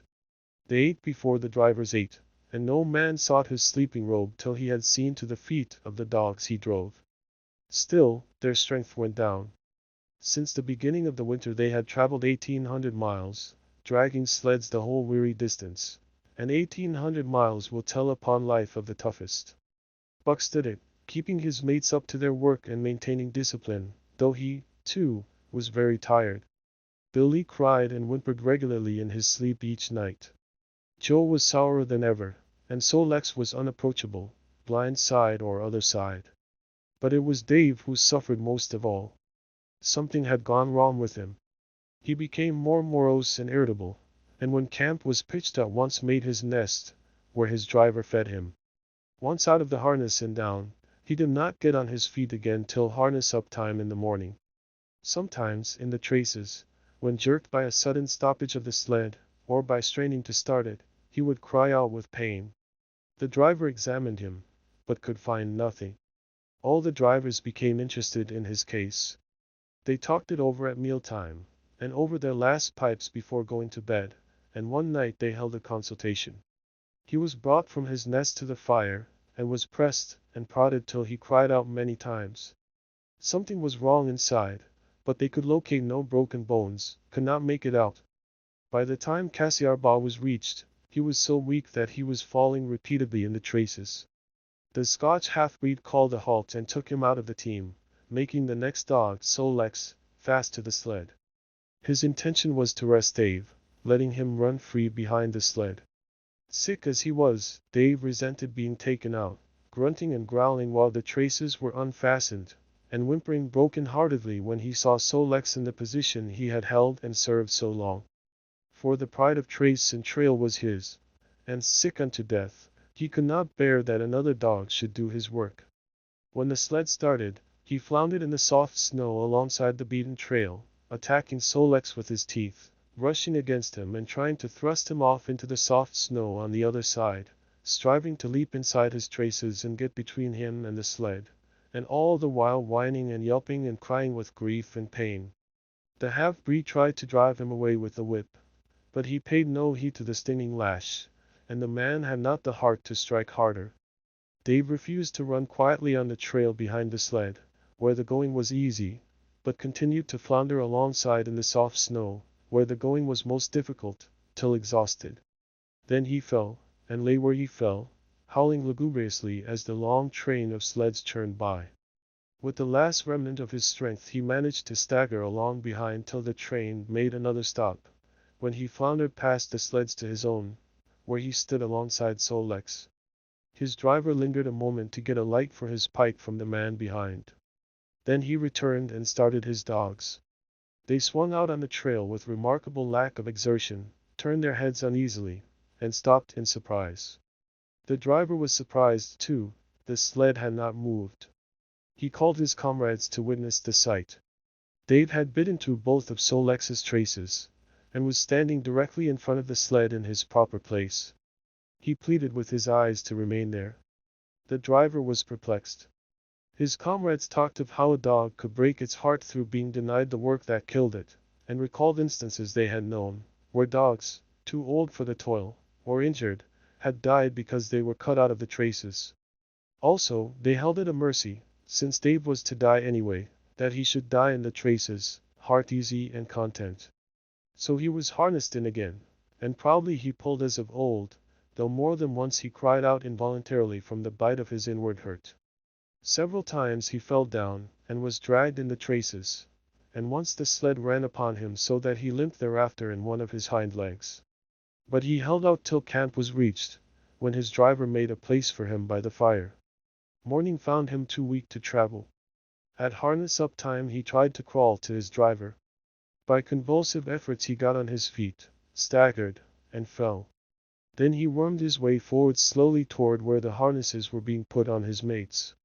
He would advance his 4 legs and drag up his body with a sort of hitching movement, when he would advance his 4 legs and hitch ahead again for a few more inches.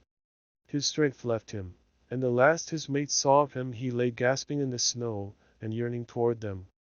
But they could hear him mournfully howling till they passed out of sight behind a belt of river timber.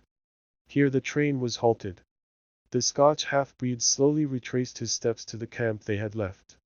The men ceased talking. A revolver shot rang out. The man came back hurriedly.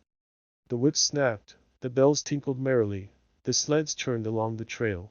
But Buck knew, and every dog knew, what had taken place behind the belt of river trees. Chapter 5. The Toil of Trace and Trail.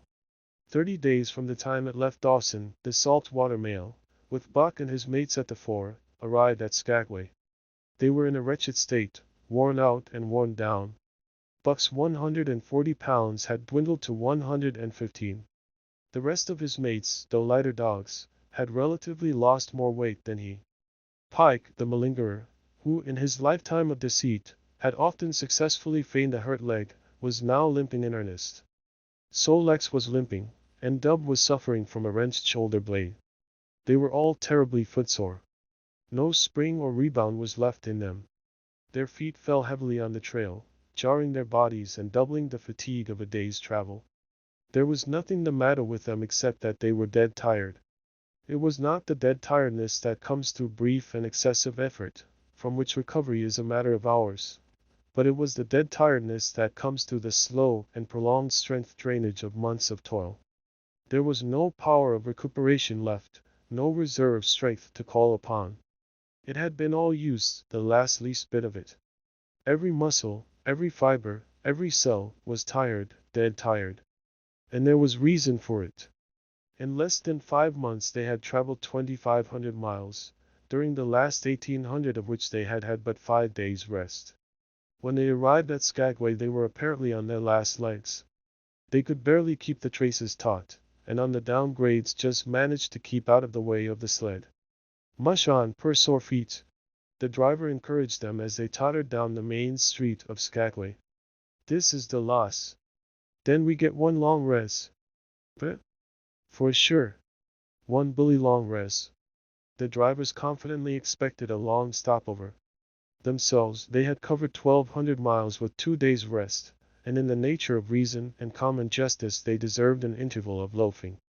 But so many were the men who had rushed into the Klondike, and so many were the sweethearts, wives, and kin that had not rushed in, that the congested mail was taking on alpine proportions.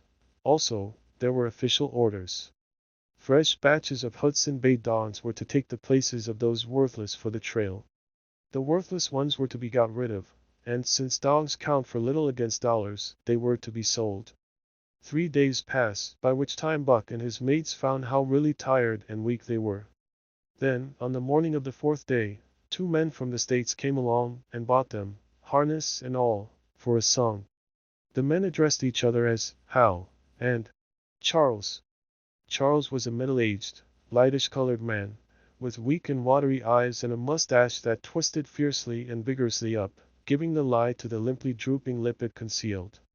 Hal was a youngster of 19 or 20, with a big Colt's revolver and a hunting knife strapped about him on a belt that fairly bristled with cartridges. This belt was the most salient thing about him. It advertised his callousness, a callousness sheer and unutterable. Both men were manifestly out of place, and why such as they should adventure the north is part of the mystery of things that passes understanding. Buck heard the chaffering, saw the money pass between the man and the government agent, and knew that the Scotch half-breed and the mail train drivers were passing out of his life on the heels of Perrault and Francois and the others who had gone before. When driven with his mates to the new owner's camp, Buck saw a slipshod and slovenly affair, tent half-stretched, dishes unwashed, everything in disorder. Also, he saw a woman. Mercedes, the men called her. She was Charles's wife and Hal's sister, a nice family party. Buck watched them apprehensively as they proceeded to take down the tent and load the sled. There was a great deal of effort about their manner, but no businesslike method. The tent was rolled into an awkward bundle 3 times as large as it should have been. The tin dishes were packed away unwashed. Mercedes continually fluttered in the way of her men and kept up an unbroken chattering of remonstrance and advice. When they put a clothes sack on the front of the sled, she suggested it should go on the back, and when they had put it on the back, and covered it over with a couple of other bundles, she discovered overlooked articles which could abide nowhere else but in that very sack, and they unloaded again. 3 men from a neighboring tent came out and looked on, grinning and winking at one another. "You've got a right smart load as it is," said one of them. "And it's not me should tell you your business, but I wouldn't tote that tent along if I was you." "Undreamed of!" cried Mercedes, throwing up her hands in dainty dismay. "However in the world could I manage without a tent?" "It's springtime, and you won't get any more cold weather," the man replied. She shook her head decidedly, and Charles and Hal put the last odds and ends on top the mountainous load. "Think it'll ride?" one of the men asked. "Why shouldn't it?" Charles demanded rather shortly. "Oh, that's all right, the man hastened meekly to say. "I was just wondering, that is all. It seemed a mite top heavy." Charles turned his back and drew the lashings down as well as he could, which was not in the least well.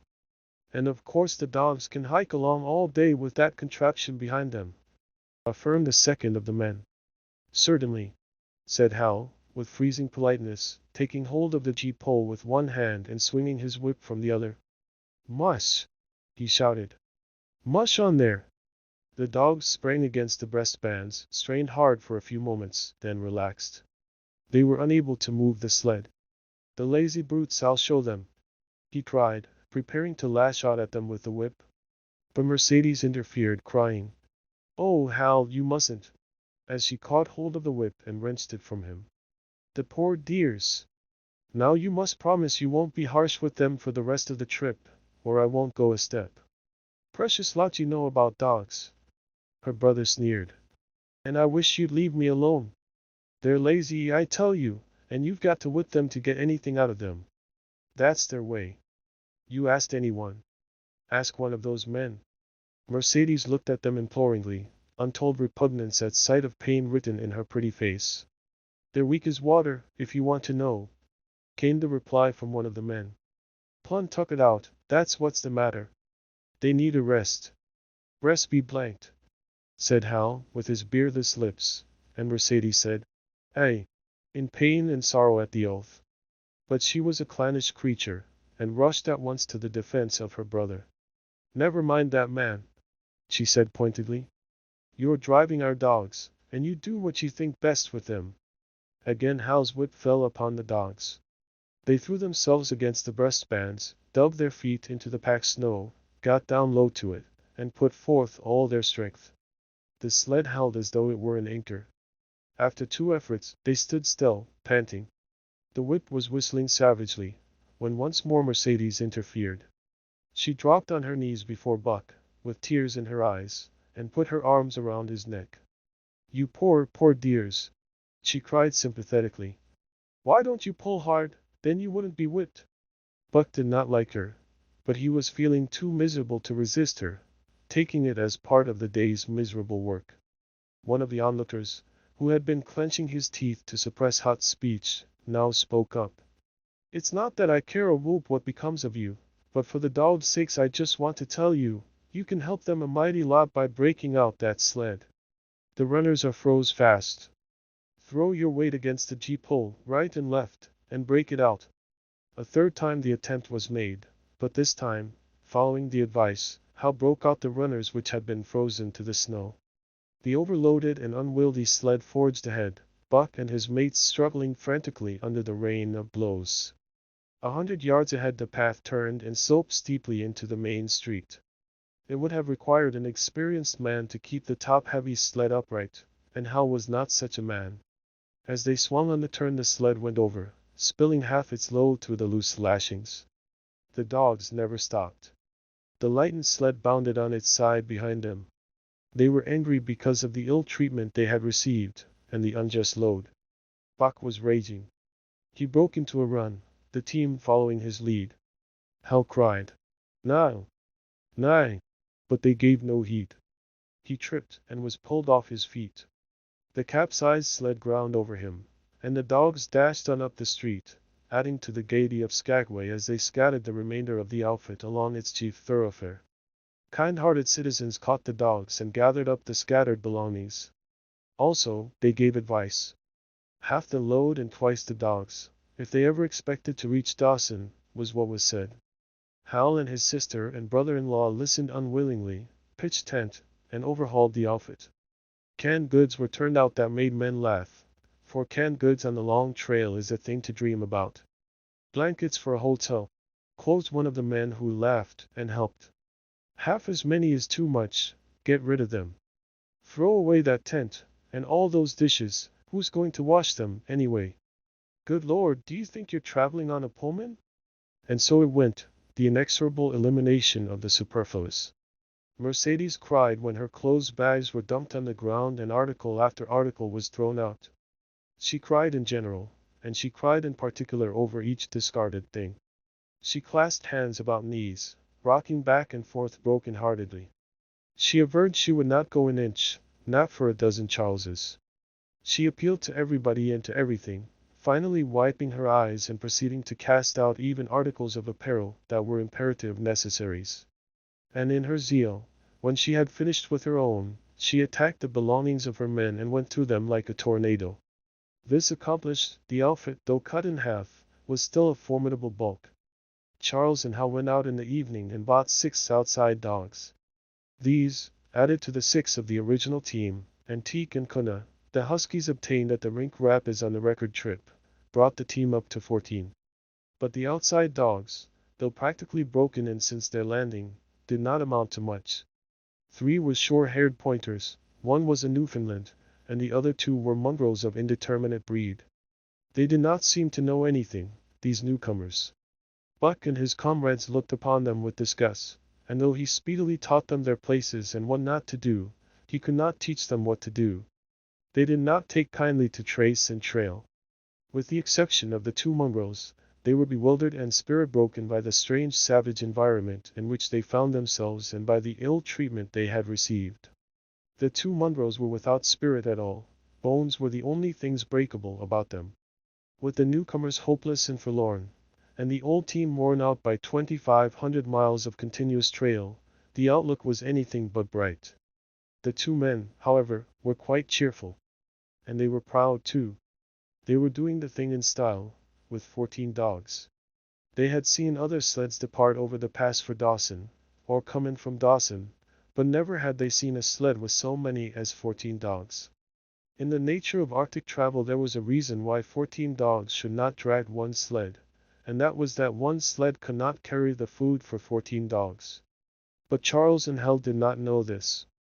They had worked the trip out with a pencil, so much to a dog, so many dogs, so many days. QD Mercedes looked over their shoulders and nodded comprehensively. It was all so very simple. Late next morning Buck led the long team up the street.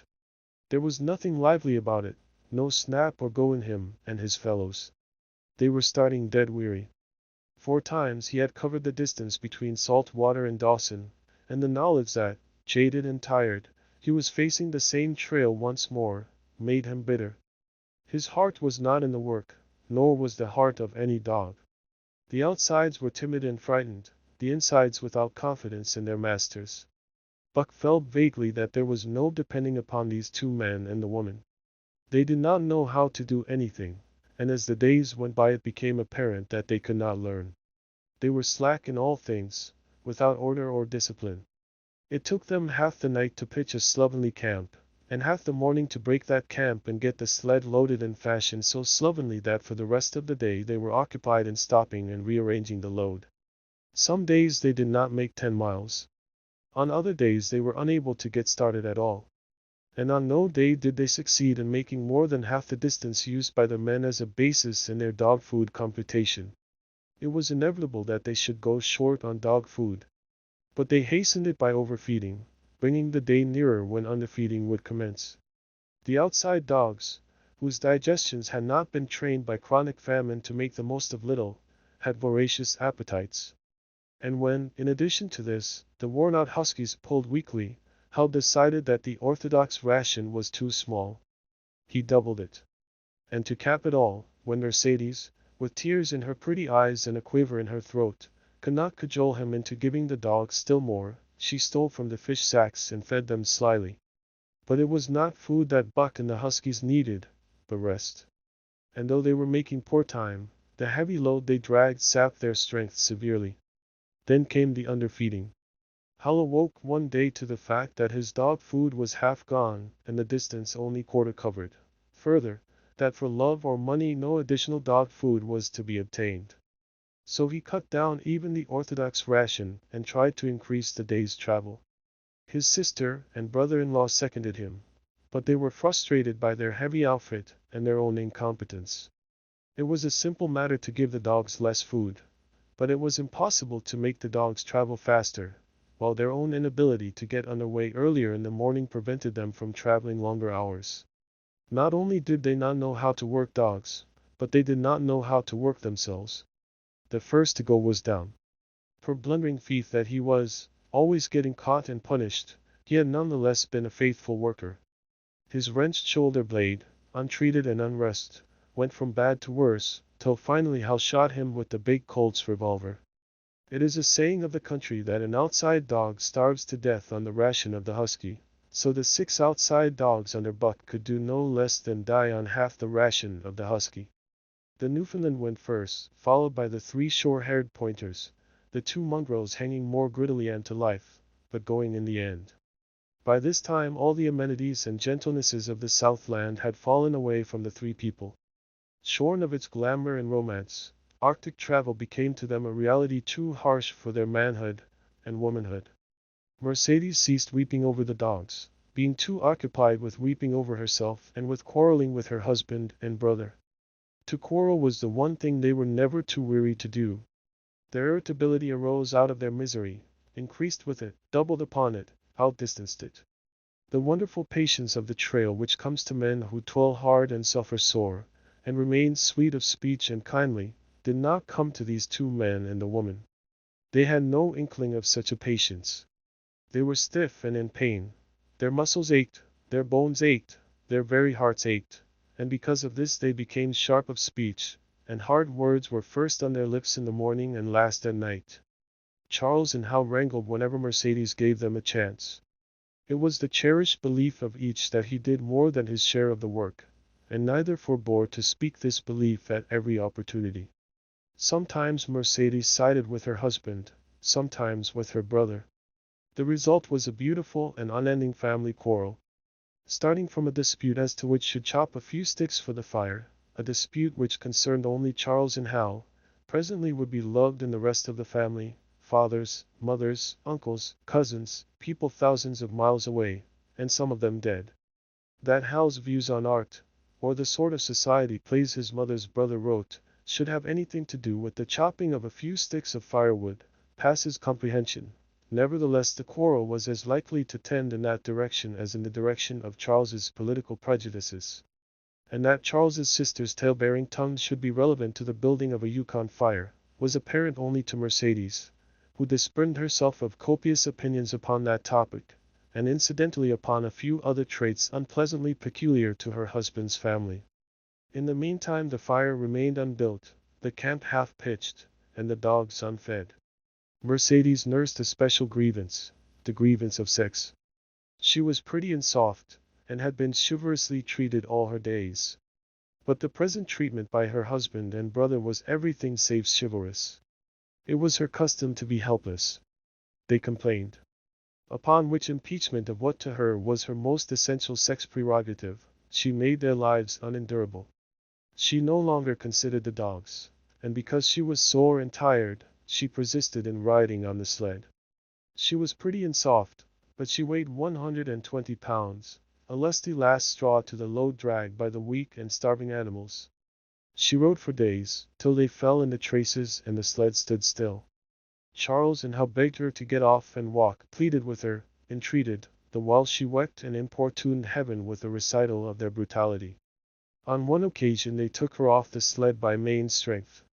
They never did it again. She let her legs go limp like a spoiled child, and sat down on the trail. They went on their way, but she did not move. After they had traveled 3 miles they unloaded the sled, came back for her, and by main strength put her on the sled again. In the excess of their own misery they were callous to the suffering of their animals. Hal's theory, which he practiced on others, was that one must get hardened. He had started out preaching it to his sister and brother-in-law. Failing there, he hammered it into the dogs with a club. At the 5 fingers the dog food gave out, and a toothless old squaw offered to trade them a few pounds of frozen horsehide for the Colt's revolver that kept the big hunting knife company at Hal's hip. A poor substitute for food was this hide, just as it had been stripped from the starved horses of the cattlemen 6 months back. In its frozen state it was more like strips of galvanized iron, and when a dog wrestled it into his stomach it thawed into thin and innutritious leathery strings and into a mass of short hair, irritating and indigestible. And through it all Buck staggered along at the head of the team as in a nightmare. He pulled when he could. When he could no longer pull, he fell down, and remained down till blows from whip or club drove him to his feet again. All the stiffness and gloss had gone out of his beautiful furry coat. The hair hung down, limp and draggled, or matted with dried blood where Hal's club had bruised him. His muscles had wasted away to knotty strings, and the flesh pads had disappeared, so that each rib and every bone in his frame were outlined cleanly through the loose hide that was wrinkled in folds of emptiness. It was heartbreaking, only Buck's heart was unbreakable. The man in the red sweater had proved that. As it was with Buck, so was it with his mates. They were perambulating skeletons. There were 7 altogether, including him. In their very great misery they had become insensible to the bite of the lash or the bruise of the club. The pain of the beating was dull and distant, just as the things their eyes saw and their ears heard seemed dull and distant. They were not half living, or quarter living. They were simply so many bags of bones in which sparks of life fluttered faintly. When a halt was made, they dropped down in the traces like dead dogs, and the spark dimmed and paled and seemed to go out. And when the club or whip fell upon them, the spark fluttered feebly up, and they tottered to their feet and staggered on.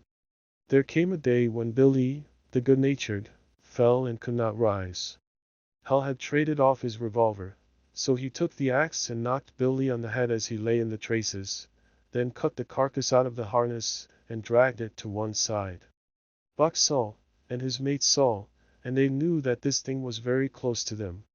On the next day Cunna went, and but 5 of them remained: Joe, too far gone to be malignant; Pike, crippled and limping, only half conscious and not conscious enough longer to malinger; Sol-leks, the one-eyed, still faithful to the toil of trace and trail, and mournful in that he had so little strength with which to pull.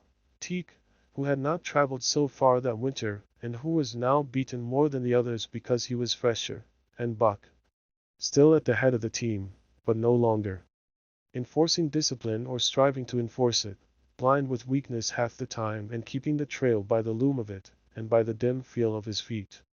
It was beautiful spring weather, but neither dogs nor humans were aware of it.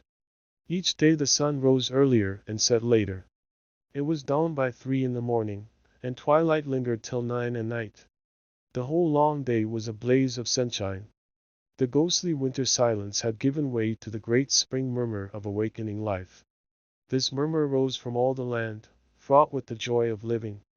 It came from the things that lived and moved again, things which had been as dead, and which had not moved during the long months of frost. The sap was rising in the pines.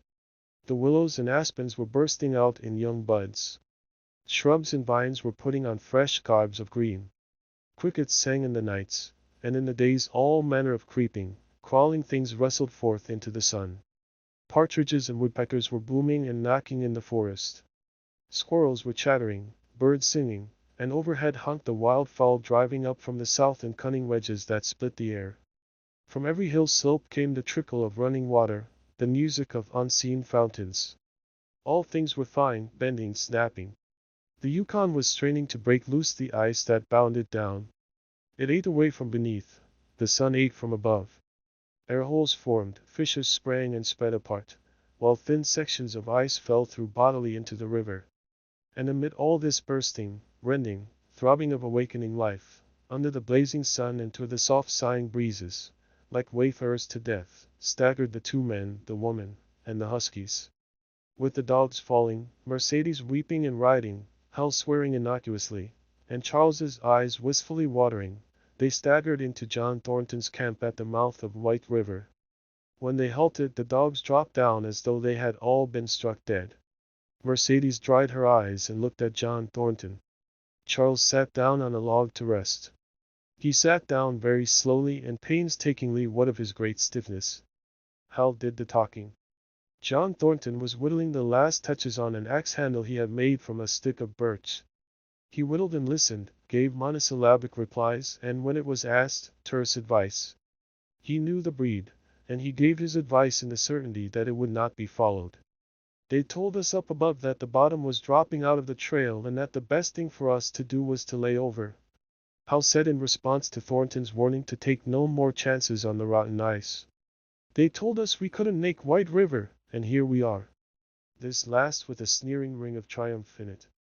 And they told you true, John Thornton answered. The bottom's likely to drop out at any moment. Only fools, with the blind luck of fools, could have made it. I tell you straight, I wouldn't risk my carcass on that ice for all the gold in Alaska.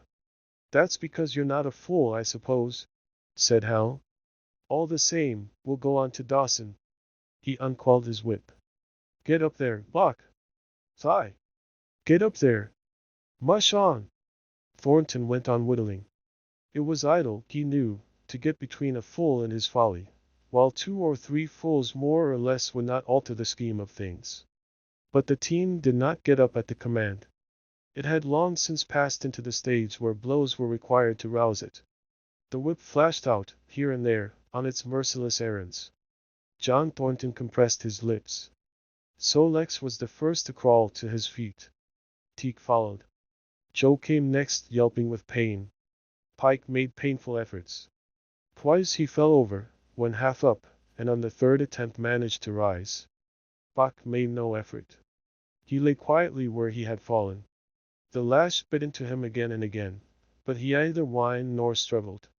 Several times Thornton started, as though to speak, but changed his mind. A moisture came into his eyes, and, as the whipping continued, he arose and walked irresolutely up and down. This was the first time Buck had failed, in itself a sufficient reason to drive Hal into a rage.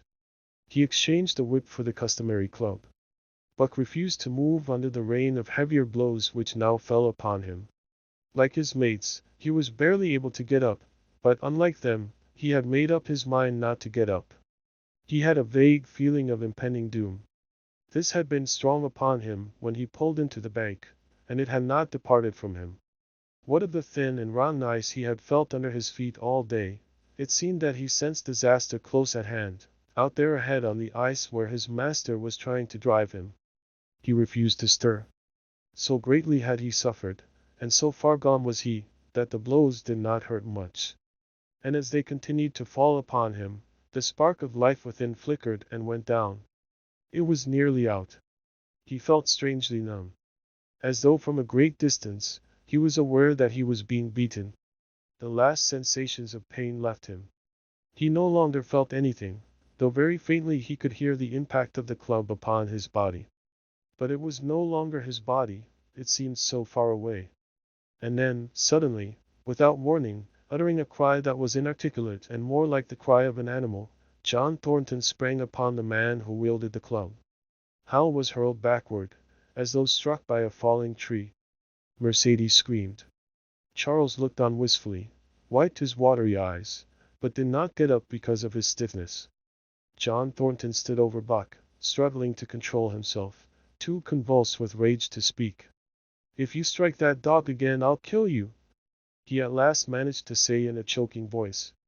"It's my dog," Hal replied, wiping the blood from his mouth as he came back. "Get out of my way, or I'll fix you. I'm going to Dawson." Thornton stood between him and Buck, and evinced no intention of getting out of the way. Hal drew his long hunting knife. Mercedes screamed, cried, laughed, and manifested the chaotic abandonment of hysteria. Thornton rapped Hal's knuckles with the axe handle, knocking the knife to the ground. He rapped his knuckles again as he tried to pick it up. Then he stooped, picked it up himself, and with 2 strokes cut Buck's traces. Hal had no fight left in him. Besides, his hands were full with his sister, or his arms, rather, while Buck was too near dead to be of further use in hauling the sled. A few minutes later they pulled out from the bank and down the river. Buck heard them go and raised his head to see. Pike was leading, so Lex was at the wheel, and between were Joe and Teak. They were limping and staggering. Mercedes was riding the loaded sled. Hal guided at the gee-pole, and Charles stumbled along in the rear. As Buck watched them, Thornton knelt beside him and with rough, kindly hands searched for broken bones. By the time his search had disclosed nothing more than many bruises and a state of terrible starvation, the sled was a quarter of a mile away. Dog and Nan watched it crawling along over the ice. Suddenly, they saw its back end drop down, as into a rut, and the gee-pole, with Hal clinging to it, jerk into the air. Mercedes's scream came to their ears. They saw Charles turn and make one step to run back, and then a whole section of ice give way and dogs and humans disappear. A yawning hole was all that was to be seen. The bottom had dropped out of the trail. John Thornton and Buck looked at each other. "You poor devil," said John Thornton, and Buck licked his hand. Chapter 6. For the love of a man.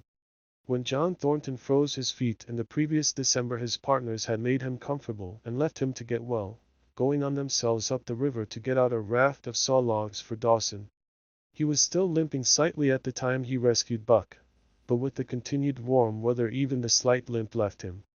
And here, lying by the river bank through the long spring days, watching the running water, listening lazily to the songs of birds and the hum of nature, Buck slowly won back his strength. A rest comes very good after one has traveled 3,000 miles. And it must be confessed that Buck waxed lazy as his wounds healed, his muscles swelled out, and the flesh came back to cover his bones.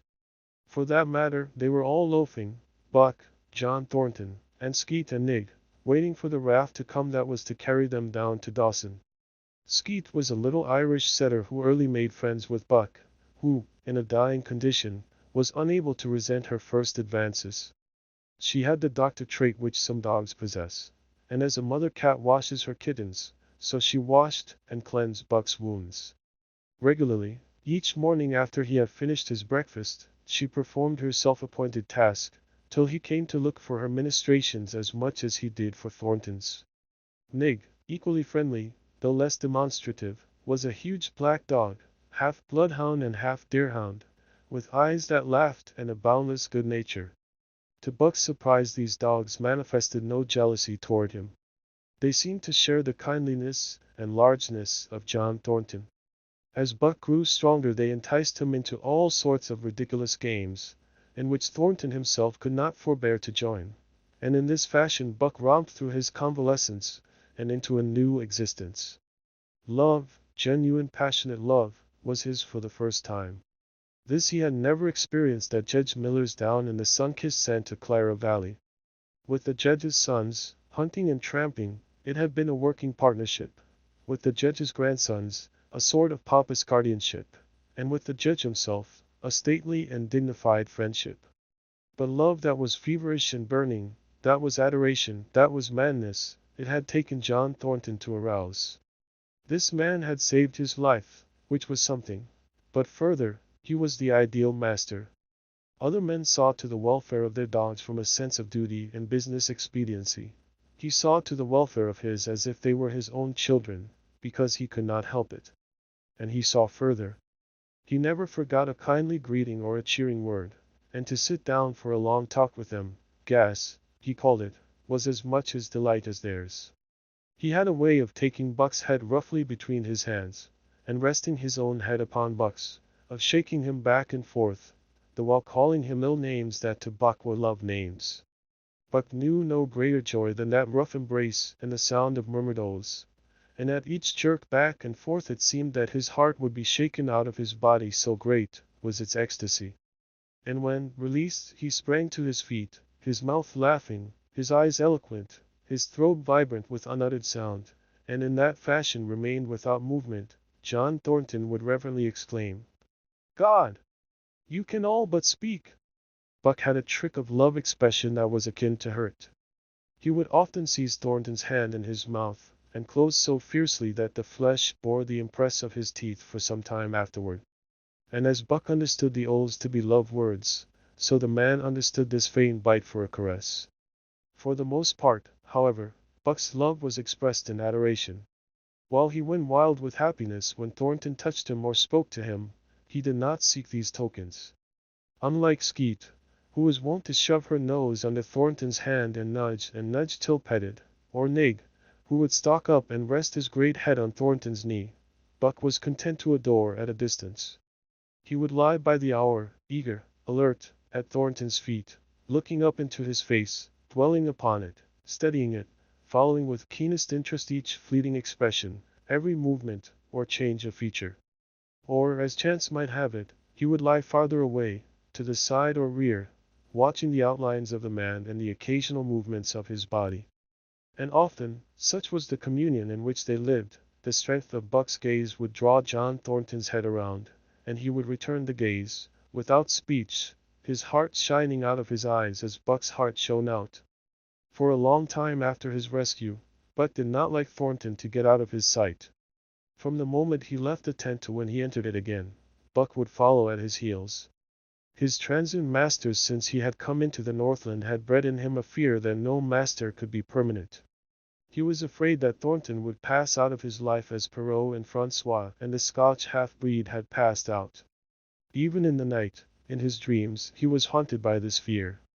At such times he would shake off sleep and creep through the chill to the flap of the tent, where he would stand and listen to the sound of his master's breathing. But in spite of this great love he bore John Thornton, which seemed to bespeak the soft civilizing influence, the strain of the primitive, which the Northland had aroused in him, remained alive and active. Faithfulness and devotion, things born of fire and ruth, were his, yet he retained his wildness and wheeliness. He was a thing of the wild, come in from the wild to sit by John Thornton's fire, rather than a dog of the soft Southland stamped with the marks of generations of civilization. Because of his very great love, he could not steal from this man, but from any other man, in any other camp, he did not hesitate an instant, while the cunning with which he stole enabled him to escape detection. His face and body were scored by the teeth of many dogs, and he fought as fiercely as ever and more shrewdly. Skeet and Nig were too good-natured for quarreling, besides, they belonged to John Thornton. But the strange dog, no matter what the breed or valor, swiftly acknowledged Buck's supremacy or found himself struggling for life with a terrible antagonist. And Buck was merciless. He had learned well the law of club and fawn, and he never forewent an advantage or drew back from a foe he had started on the way to death. He had lesson from Spitz, and from the chief fighting dogs of the police and mail, and knew there was no middle course. He must master or be mastered, while to show mercy was a weakness. Mercy did not exist in the primordial life. It was misunderstood for fear, and such misunderstandings made for death. Kill or be killed, eat or be eaten, was the law, and this mandate, down out of the depths of time, he obeyed. He was older than the days he had seen and the breaths he had drawn. He linked the past with the present, and the eternity behind him throbbed through him in a mighty rhythm to which he swayed as the tides and seasons swayed. He sat by John Thornton's fire, a broad-breasted dog, white-fanged and long-furred, but behind him were the shades of all manner of dogs, half-wolves and wild wolves, urgent and prompting, tasting the savor of the meat he ate, thirsting for the water he drank, sending the wind with him, listening with him and telling him the sounds made by the wild life in the forest, dictating his moods, directing his actions, lying down to sleep with him when he lay down, and dreaming with him, and beyond him, and becoming themselves the stuff of his dreams.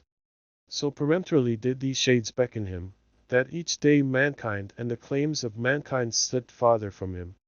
Deep in the forest the call was sounding, and as often as he heard this call, mysteriously thrilling and luring, he felt compelled to turn his back upon the fire and the beaten earth around it, and to plunge into the forest, and on, he knew not where or why, nor did he wonder where or why, the call sounding imperiously, deep in the forest.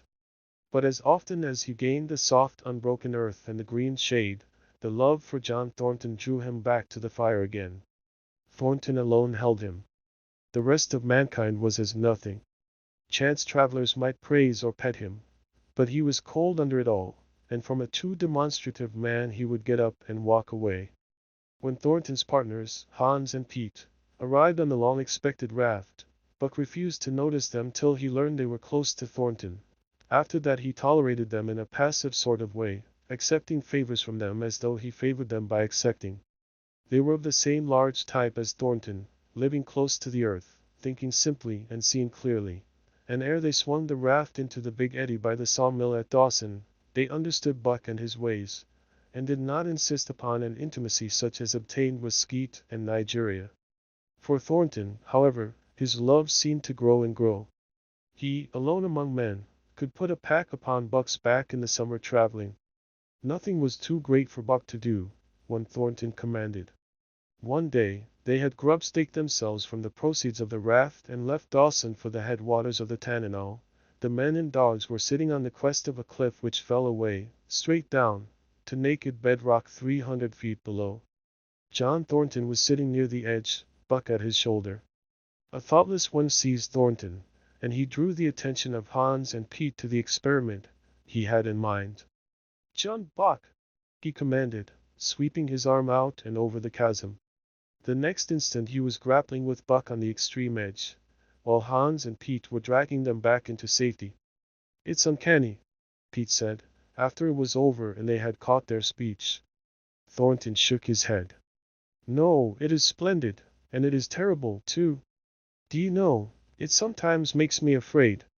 I'm not hankering to be the man that lays hands on you while he's around," Pete announced conclusively, nodding his head toward Buck.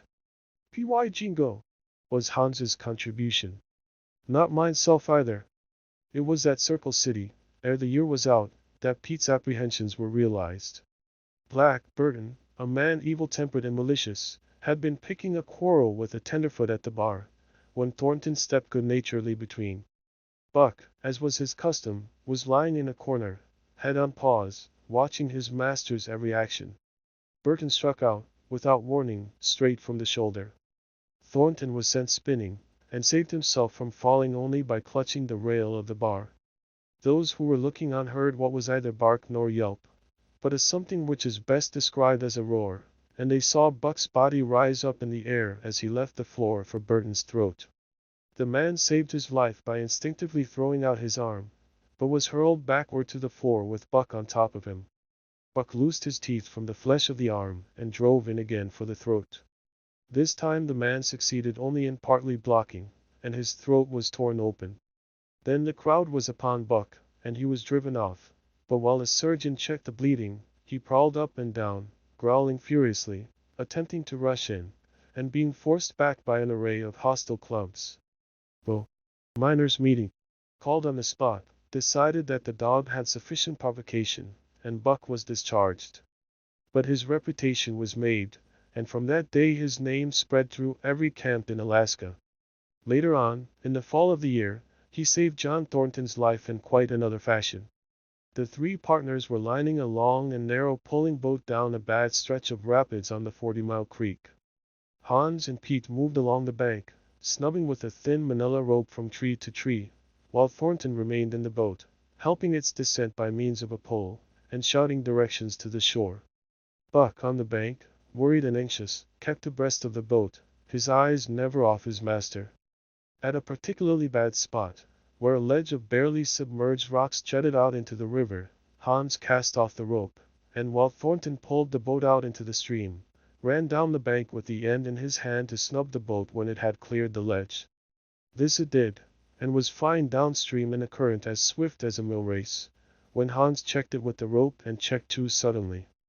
The boat flirted over and snubbed into the bank bottom up, while Thornton, flung sheer out of it, was carried downstream toward the worst part of the rapids, a stretch of wild water in which no swimmer could live. Buck had sprung in on the instant, and at the end of 300 yards, amid a mad swirl of water, he overhauled Thornton. When he felt him grasp his tail, Buck headed for the bank, swimming with all his splendid strength. But the progress shoreward was slow, the progress downstream amazingly rapid. From below came the fatal roaring where the wild current went wilder, and was rent in shreds and sprayed by the rocks which thrust through like the teeth of an enormous comb. The suck of the water as it took the beginning of the last steep pitch was frightful, and Thornton knew that the shore was impossible. He scraped furiously over a rock, bruised across a second, and struck a third with crushing force. He clutched its slippery top with both hands, releasing Buck, and above the roar of the churning water shouted, "Go, Buck! Go!" Buck could not hold his own, and swept on downstream, struggling desperately, but unable to win back. When he heard Thornton's command repeated, he partly reared out of the water, throwing his head high, as though for a last look, then turned obediently toward the bank. He swam powerfully, and was dragged ashore by Pete and Hans at the very point where swimming ceased to be possible and destruction began. They knew that the time a man could cling to a slippery rock in the face of that driving current was a matter of minutes, and they ran as fast as they could up the bank to a point far above where Thornton was hanging on. They attached the line with which they had been snubbing the boat to Buck's neck and shoulders, being careful that it should neither strangle him nor impede his swimming, and launched him into the stream. He struck out boldly, but not straight enough into the stream. He discovered the mistake too late, when Thornton was abreast of him and a bare half-dozen strokes away while he was being carried helplessly past. Hans promptly snubbed with the rope, as though Buck were a boat. The rope thus tightening on him in the sweep of the current, he was jerked under the surface, and under the surface he remained till his body struck against the bank, and he was hauled out.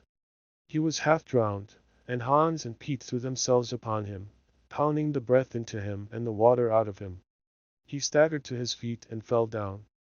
The faint sound of Thornton's voice came to them, and though they could not make out the words of it, they knew that he was in his extremity. His master's voice acted on Buck like an electric shock. He sprang to his feet and ran up the bank ahead of the men to the point of his previous departure. Again the rope was attached, and he was launched, and again he struck out, but this time straight into the stream. He had miscalculated once, but he would not be guilty of it a second time. Hans paid out the rope, permitting no slack, while Pete kept it clear of coils. Buck held on till he was on a line straight above Thornton, then he turned, and with the speed of an express train headed down upon him. Thornton saw him coming, and, as Buck struck him like a battering ram, with the whole force of the current behind him, he reached up and closed with both arms around the shaggy neck. Hans snubbed the rope around the tree, and Buck and Thornton were jerked under the water. Strangling, suffocating, sometimes one uppermost and sometimes the other, dragging over the jagged bottom, smashing against rocks and snags, they veered into the bank. Thornton came to, belly downward and being violently propelled back and forth across a drift log by Hans and Pete. His first glance was for Buck, over whose limp and apparently lifeless body Nig was setting up a howl, while Skeet was licking the wet face and closed eyes. Thornton was himself bruised and battered, and he went carefully over Buck's body, when he had been brought around, finding 3 broken ribs. "That settles it," he announced. "We camp right here." And camp they did, till Buck's ribs knitted and he was able to travel. That winter, at Dawson, Buck performed another exploit, not so heroic, perhaps, but one that put his name many notches higher on the totem pole of Alaskan fame. This exploit was particularly gratifying to the 3 men, for they stood in need of the outfit which it furnished, and were enabled to make a long-desired trip into the Virgin East, where miners had not yet appeared. It was brought about by a conversation in the Eldorado saloon, in which men waxed boastful of their favorite dogs. Buck, because of his record, was the target for these men, and Thornton was driven stoutly to defend him. At the end of half an hour one man stated that his dog could start a sled with 500 pounds and walk off with it. A second bragged 600 for his dog, and a third, 700. "Pooh! Pooh!" said John Thornton. "Buck can start 1,000 pounds. And break it out. And walk off with it for 100 yards?" demanded Mathewson, a bonanza king, he of the 700 vaunt. "And break it out, and walk off with it for 100 yards," John Thornton said coolly. "Well," Mathewson said, slowly and deliberately, so that all could hear, "I've got $1,000 that says he can't. And there it is." So saying, he slammed a sack of gold dust of the size of a bologna sausage down upon the bar. Nobody spoke. Thornton's bluff, if bluff it was, had been called. He could feel a flush of warm blood creeping up his face. His tongue had tricked him. He did not know whether Buck could start 1,000 pounds. Half a ton! The enormousness of it appalled him. He had great faith in Buck's strength and had often thought him capable of starting such a load. But never, as now, had he faced the possibility of it, the eyes of a dozen men fixed upon him, silent and waiting. Further, he had no $1,000, nor had Hans or Pete. "I've got a sled standing outside now, with 20 50-pound sacks of flour on it," Mathewson went on with brutal directness. "So don't let that hinder you." Thornton did not reply. He did not know what to say. He glanced from face to face in the absent way of a man who has lost the power of thought, and is seeking somewhere to find the thing that will start it going again. The face of Jim O'Brien, a Mastodon king and old-time comrade, caught his eyes. It was as acute to him, seeming to rouse him to do what he would never have dreamed of doing. "Can you lend me 1,000?" he asked, almost in a whisper. "Sure," answered O'Brien, thumping down a plethoric sack by the side of Mathewson's. "Though it's little faith I'm having, John, that the beast can do the trick." The Eldorado emptied its occupants into the street to see the test. The tables were deserted, and the dealers and gamekeepers came forth to see the outcome of the wager, and to lay odds. Several hundred men, furred and mittened, banked around the sled within easy distance. Mathewson's sled, loaded with 1,000 pounds of flour, had been standing for a couple of hours, and in the intense cold, it was 60 below zero, the runners had frozen fast to the hard-packed snow. Men offered odds of 2 to 1 that Buck could not budge the sled. A quibble arose concerning the phrase, "break out." O'Brien contended it was Thornton's privilege to knock the runners loose, leaving Buck to break it out from a dead standstill. Mathewson insisted that the phrase included breaking the runners from the frozen grip of the snow. A majority of the men who had witnessed the making of the bet decided in his favor, whereat the odds went up to 3 to 1 against Buck. There were no takers. Not a man believed him capable of the feat. Thornton had been hurried into the wager, heavy with doubt, and now that he looked at the sled itself, the concrete fact, with the regular team of 10 dogs curled up in the snow before it, the more impossible the task appeared. Mathewson waxed jubilant. 3 to 1, he proclaimed. "I'll lay you another 1,000 at that figure, Thornton. What do ye say?" Thornton's doubt was strong in his face, but his fighting spirit was aroused, the fighting spirit that soars above odds, fails to recognize the impossible, and is deaf to all save the clamor for battle. He called Hans and Pete to him. Their sacks were slim, and with his own the three partners could rake together only $200. In the ebb of their fortunes, this sum was their total capital, yet they laid it unhesitatingly against Matthewson's 600. The team of 10 dogs was unhitched, and Buck, with his own harness, was put into the sled. He had caught the contagion of the excitement, and he felt that in some way he must do a great thing for John Thornton. Murmurs of admiration at his splendid appearance went up. He was in perfect condition, without an ounce of superfluous flesh, and the 150 pounds that he weighed were so many pounds of grit and virility. His furry coat shone with the sheen of silk. Down the neck and across the shoulders, his mane, in repose as it was, half bristled and seemed to lift with every movement, as though excess of vigor made each particular hair alive and active. The great breast and heavy forelegs were no more than in proportion with the rest of the body, where the muscles showed in tight rolls underneath the skin. Men felt these muscles and proclaimed them hard as iron, and the odds went down to 2 to 1. "Gad, sir! Gad, sir!" stuttered a member of the latest dynasty, a king of the Skookum benches. "I offer you 800 for him, sir, before the test, sir, 800 just as he stands." Thornton shook his head and stepped to Buck's side. "You must stand off from him," Matthewson protested. "Free play and plenty of room." The crowd fell silent. Only could be heard the voices of the gamblers vainly offering 2 to 1. Everybody acknowledged Buck a magnificent animal, but 20 50-pound sacks of flour bulked too large in their eyes for them to loosen their pouch strings. Thornton knelt down by Buck's side. He took his head in his 2 hands and rested cheek on cheek. He did not playfully shake him, as was his wont, or murmur soft love curses, but he whispered in his ear. "As you love me, Buck. As you love me," was what he whispered. Buck whined with suppressed eagerness. The crowd was watching curiously. The affair was growing mysterious. It seemed like a conjuration. As Thornton got to his feet, Buck seized his mittened hand between his jaws, pressing in with his teeth and releasing slowly, half reluctantly. It was the answer, in terms, not of speech, but of love. Thornton stepped well back. "Now, Buck," he said. Buck tightened the traces, then slacked them for a matter of several inches. It was the way he had learned. "See!" Thornton's voice rang out, sharp in the tense silence. Buck swung to the right, ending the movement in a plunge that took up the slack and with a sudden jerk arrested his 150 pounds.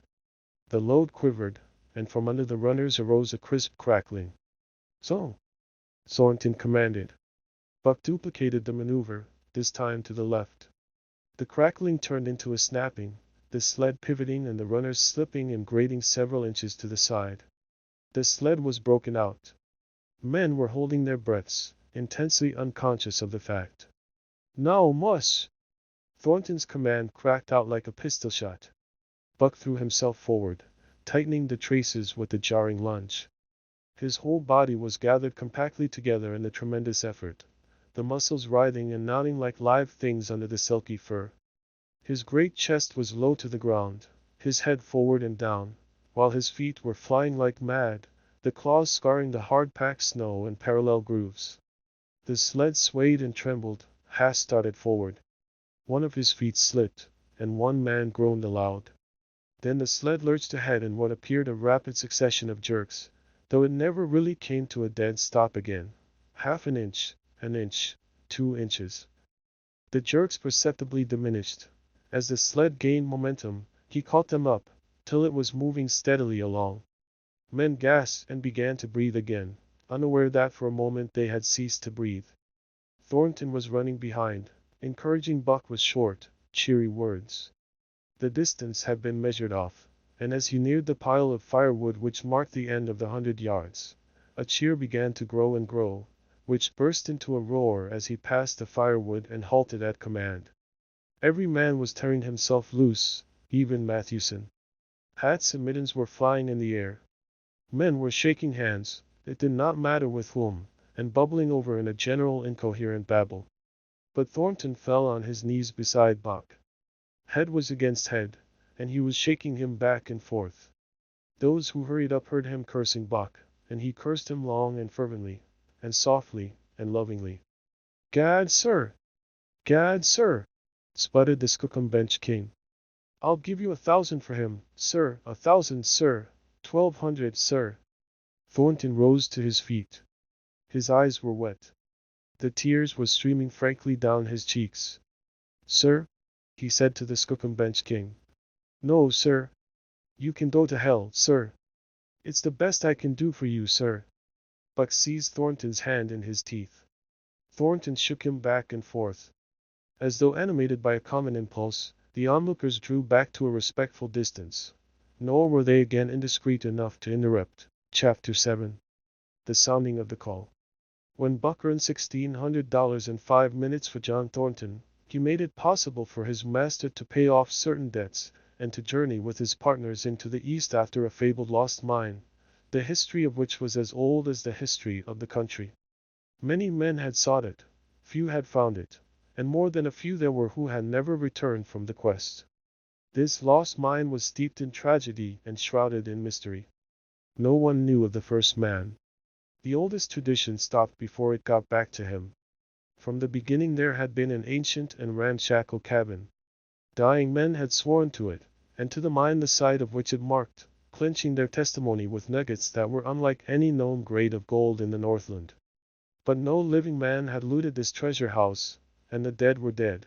Wherefore John Thornton and Pete and Hans, with Buck and half a dozen other dogs, faced into the east on an unknown trail to achieve where men and dogs as good as themselves had failed. They slid 70 miles up the Yukon, swung to the left into the Stewart River, past the Mayo and the McQuestion, and held on until the Stewart itself became a streamlet, fretting the upstanding peaks which marked the backbone of the continent. John Thornton asked little of man or nature. He was unafraid of the wild. With a handful of salt and a rifle he could plunge into the wilderness and fare wherever he pleased and as long as he pleased. Being in no haste, Indian fashion, he hunted his dinner in the course of the day's travel, and if he failed to find it, like the Indian, he kept on traveling, secure in the knowledge that sooner or later he would come to it. So, on this great journey into the East, straight meat was the bill of fare, ammunition and tools principally made up the load on the sled, and the time card was drawn upon the limitless future. To Buck it was boundless delight, this hunting, fishing, and indefinite wandering through strange places. For weeks at a time they would hold on steadily, day after day, and for weeks upon end they would camp, here and there, the dogs loafing and the men burning holes through frozen muck and gravel and washing countless pans of dirt by the heat of the fire. Sometimes they went hungry, sometimes they feasted riotously, all according to the abundance of game and the fortune of hunting. Summer arrived, and dogs and men packed on their backs, rafted across blue mountain lakes, and descended or ascended unknown rivers in slender boats whipsawed from the standing forest. The months came and went, and back and forth they twisted to the uncharted vastness, where no men were and yet where men had been if the lost cabin were true. They went across divides in summer blizzards, shivered under the midnight sun on naked mountains between the timber line and the eternal snows, dropped into summer valleys amid swarming gnats and flies, and in the shadows of glaciers picked strawberries and flowers as ripe and fair as any the Southland could boast. In the fall of the year they penetrated a weird lake country, sad and silent, where wildfowl had been, but where then there was no life nor sign of life, only the blowing of chill winds, the forming of ice in sheltered places, and the melancholy rippling of waves on lonely beaches. And through another winter they wandered on the obliterated trails of men who had gone before. Once they came upon a path blazed through the forest, an ancient path, and the lost cabin seemed very near. But the path began nowhere and ended nowhere, and it remained mystery, as the man who made it and the reason he made it remained mystery. Another time they chanced upon the time-graven wreckage of a hunting lodge, and amid the shreds of rotted blankets John Thornton found a long-barreled flintlock.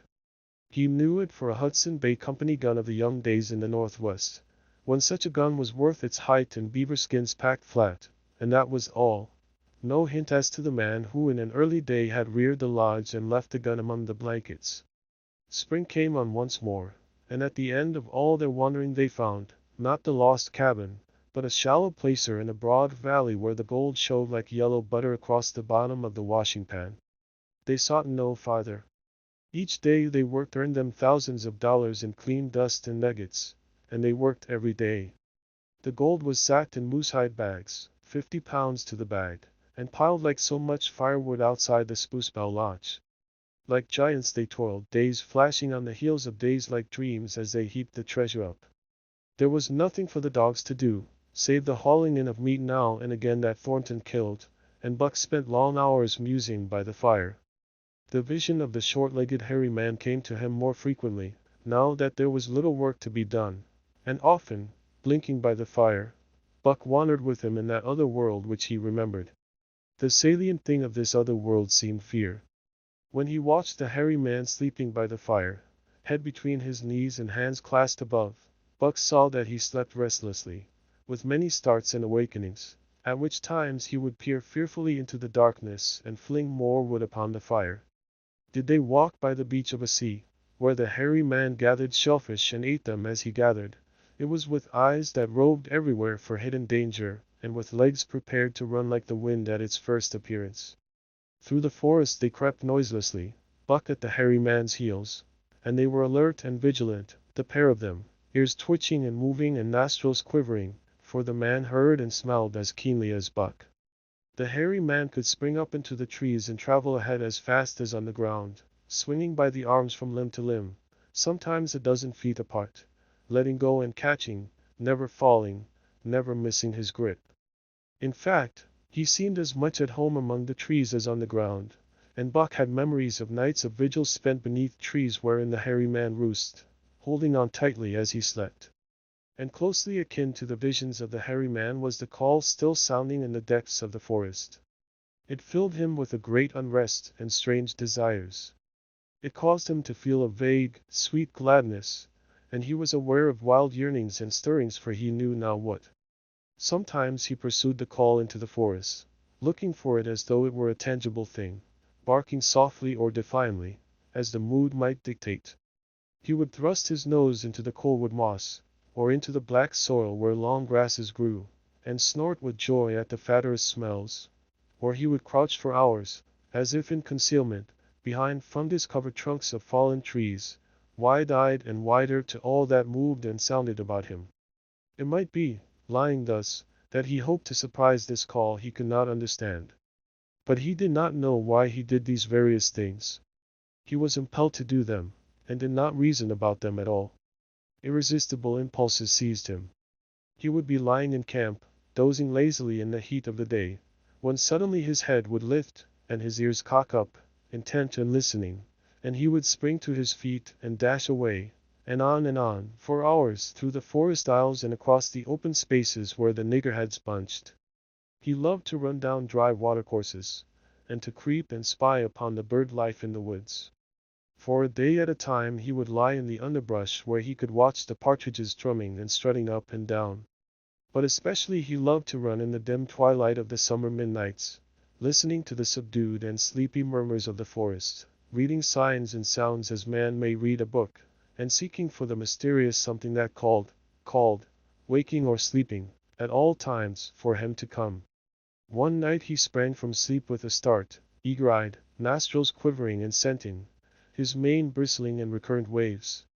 From the forest came the call, or one note of it, for the call was many-noted, distinct and definite as never before, a long-drawn howl, like yet unlike any noise made by husky dog. And he knew it, in the old familiar way, as a sound heard before. He sprang through the sleeping camp and in swift silence dashed to the woods.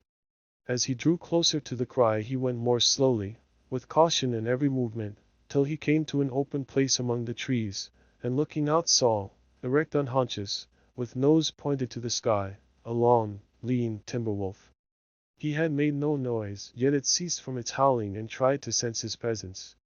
Buck stalked into the open, half crouching, body gathered compactly together, tail straight and stiff, feet falling with unwonted care. Every movement advertised commingled threatening and overture of friendliness. It was the menacing truce that marks the meeting of wild beasts that prey. But the wolf fled at sight of him. He followed, with wild leapings, in a frenzy to overtake. He ran him into a blind channel, in the bed of the creek where a timber jam barred the way. The wolf whirled about, pivoting on his hind legs after the fashion of Joe and of all cornered husky dogs, snarling and bristling, clipping his teeth together in a continuous and rapid succession of snaps. Buck did not attack, but circled him about and hedged him in with friendly advances. The wolf was suspicious and afraid, for Buck made 3 of him in weight, while his head barely reached Buck's shoulder.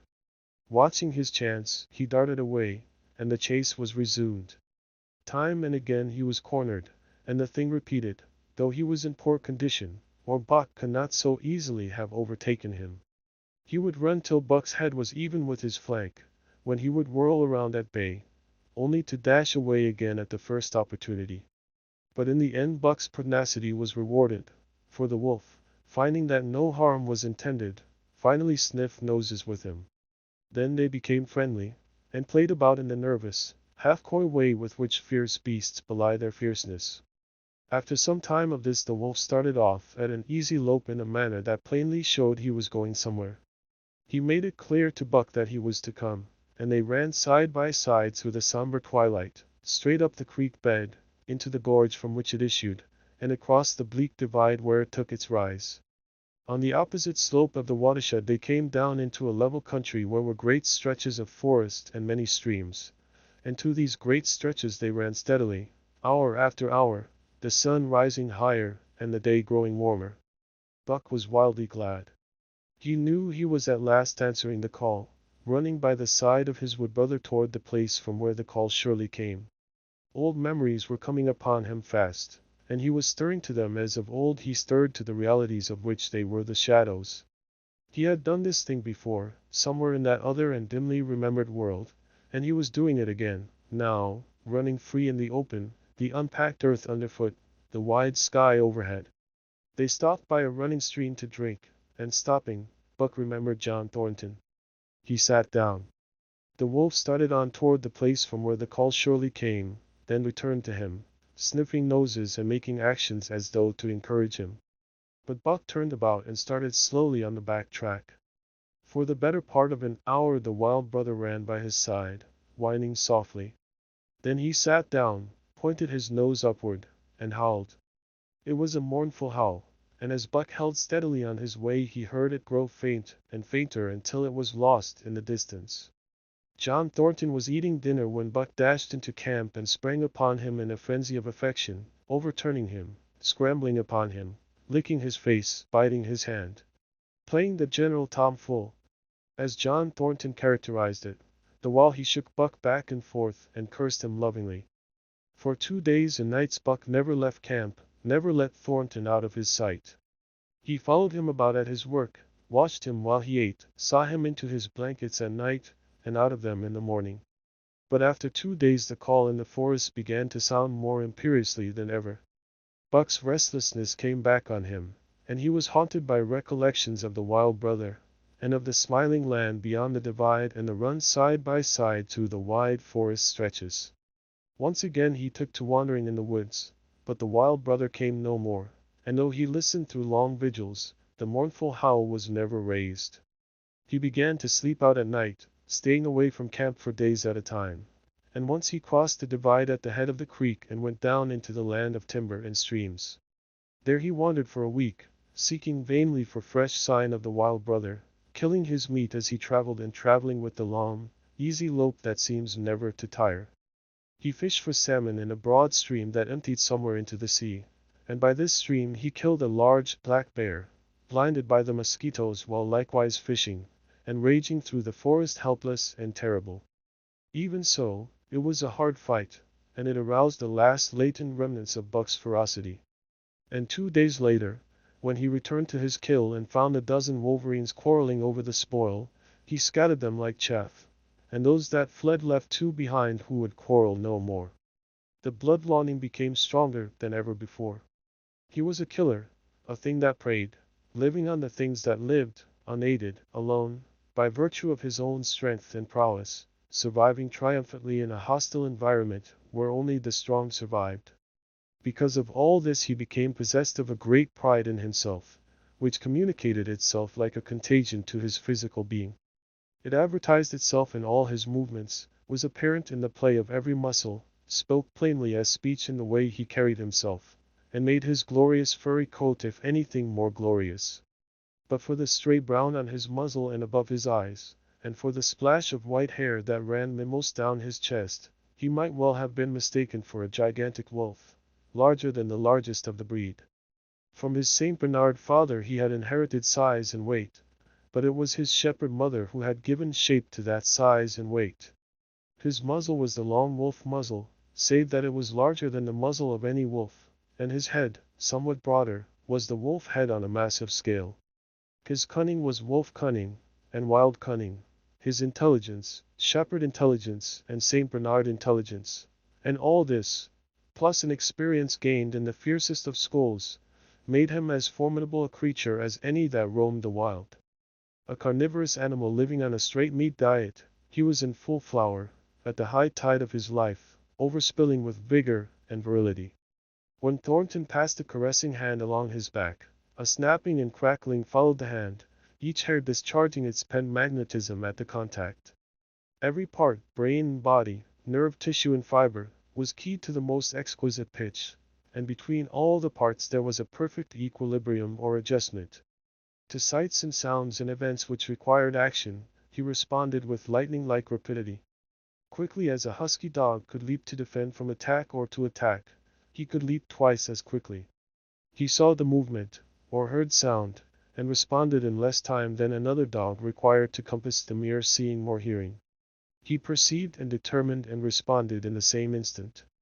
In point of fact, the three actions of perceiving, determining, and responding were sequential, but so infinitesimal were the intervals of time between them that they appeared simultaneous. His muscles were surcharged with vitality, and snapped into place sharply, like steel springs.